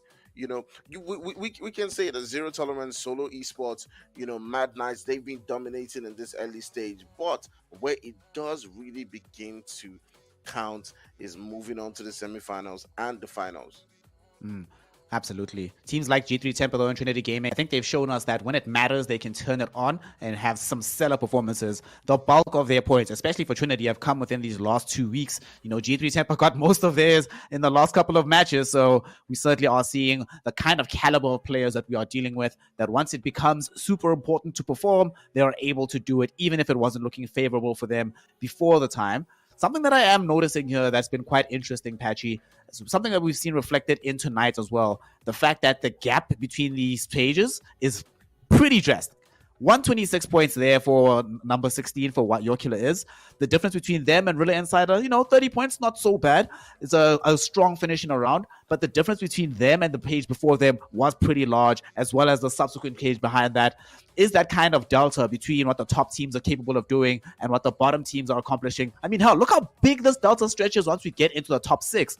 Is this going to continue once we reach the semifinals and then the final stage, or are things going to start to settle down a little bit more and the spread of points and eliminations become a bit more even-handed as we get into the deeper stages of the competition? You know, I think in the past it maybe has been that way, but I'm not too sure if we could say that it's going to be exactly the same moving on into the next stage, because, I mean, we're looking at teams that have proven themselves extremely capable and a whole lot more competitive than were expected. I mean, a team like, for instance, Mad Knights and Chaos Kings, I mean, they've really proven to us that you can just come in and smash through a lot of the expectations that people have coming in, especially coming into this season, you know, and they've secured some really high spots for themselves. We've seen some teams that we expect to perform really, really well, still performing consistently, but certainly having a lot more tough of a time doing so. And then, of course, we're looking at teams like Solo Esports, who have found themselves in first position with 225 points, which is absolutely nothing to scoff at. And that means that the competition is a lot higher because, I mean, when we're talking about 200 plus points, we're talking in the realm of that's only been achieved in the past, you know, with those finishes or number one finishes by some of the teams that we expect to really get there. And so when you see other teams making it there, teams like Lag, for instance, even Raptors, who are very close to that score, Zero Tolerance as well, Solo Esports, I mean, breaking those boundaries, that's when you know that things are not going to be easy at all. And I think that maybe we'll see the scales tip a little bit in terms of that, because a lot of the teams are going to be fighting for those points. And so it's going to be extremely competitive. There's going to be a lot of a lot of gritty battles happening between a lot of these teams. I think it's going to be very, very interesting, and it's going to make for a fantastic next round of the season. It will certainly make for an incredible next round here in the Umzansi Esports League. The 5th season has been truly something spectacular to witness, and one of the ways that which these teams, your Zero Tolerances, your Chaos Kings, your Mad Knights, have been able to get up there has been off the back of these eliminations. 29 for Strix. Skydo has 40. Are you kidding me? 6,500 damage? What? That's ridiculous. But the player I really want to talk about here, Axfire, is Pyros here from Underrated Esports, because him as well as Zeke, they climbed in today, getting themselves into the top 5. This was not the case last week, but here they were, just sneakily. Their squads might not have gotten always into the top 3 positions, but when you have somebody on your team, we were speaking about this with regards to teams like G3 Temper, that they have the whole squad playing around each other and playing very well with each other. Here, though, sometimes you just need one person to just pop off. So once we get into these semifinals and then the final stage, will teams like Underrated Esports and Rilla Insiders have to rely on their elimination leaders to carry them over that final finish line? Yeah, I think one of the dangerous things about having that one player who's always popping off, as opposed to the entire team, is that you're now dependent on him doing that over and over again. But then again, if you're getting yourself about 40 kills, 28 kills, then obviously it's not a fluke. You've been doing it for quite a while. So I do believe that they're going to continue with those performances right there. So going into the season, teams like Rila Insider, Zik, he's been doing it for quite a while. He's always been in that contention for the top players in the league. So we'll see if he's going to continue that. I'm not surprised with the names that I've seen so far. So yeah, I think it's going to continue. It certainly will. But with that, we are done now with the regular league portion of the Umzansi Esports League PUBG Mobile segment. And now we are going to be going into semifinals, then the finals. Well, we still have a small matter of the promotion relegation matchups to consider. But the big thing is that now we are getting into the money stages here, Patchy. Before we close this one out, now that we are done with the league form, tell me which team has impressed you the most. You're not allowed to say BBC. No bias. Which team has impressed you the most? Which team do you think that's going to make a big splash in the semifinals and the finals that we haven't necessarily seen doing so thus far in the competition? I think that this is true pretty much for the whole season, to say that I really wasn't expecting a team like, for instance, Mad Knights. I think they were a very impressive team this season that I personally didn't expect to pop off as much as they did so far in the regular season. So that's been really, really great to see. Just to see that, we have an expectation for these are the teams that do really, really well. And then you see new names coming through into the season that may not be new necessarily to the game in general or to the esport in general, but just to the league.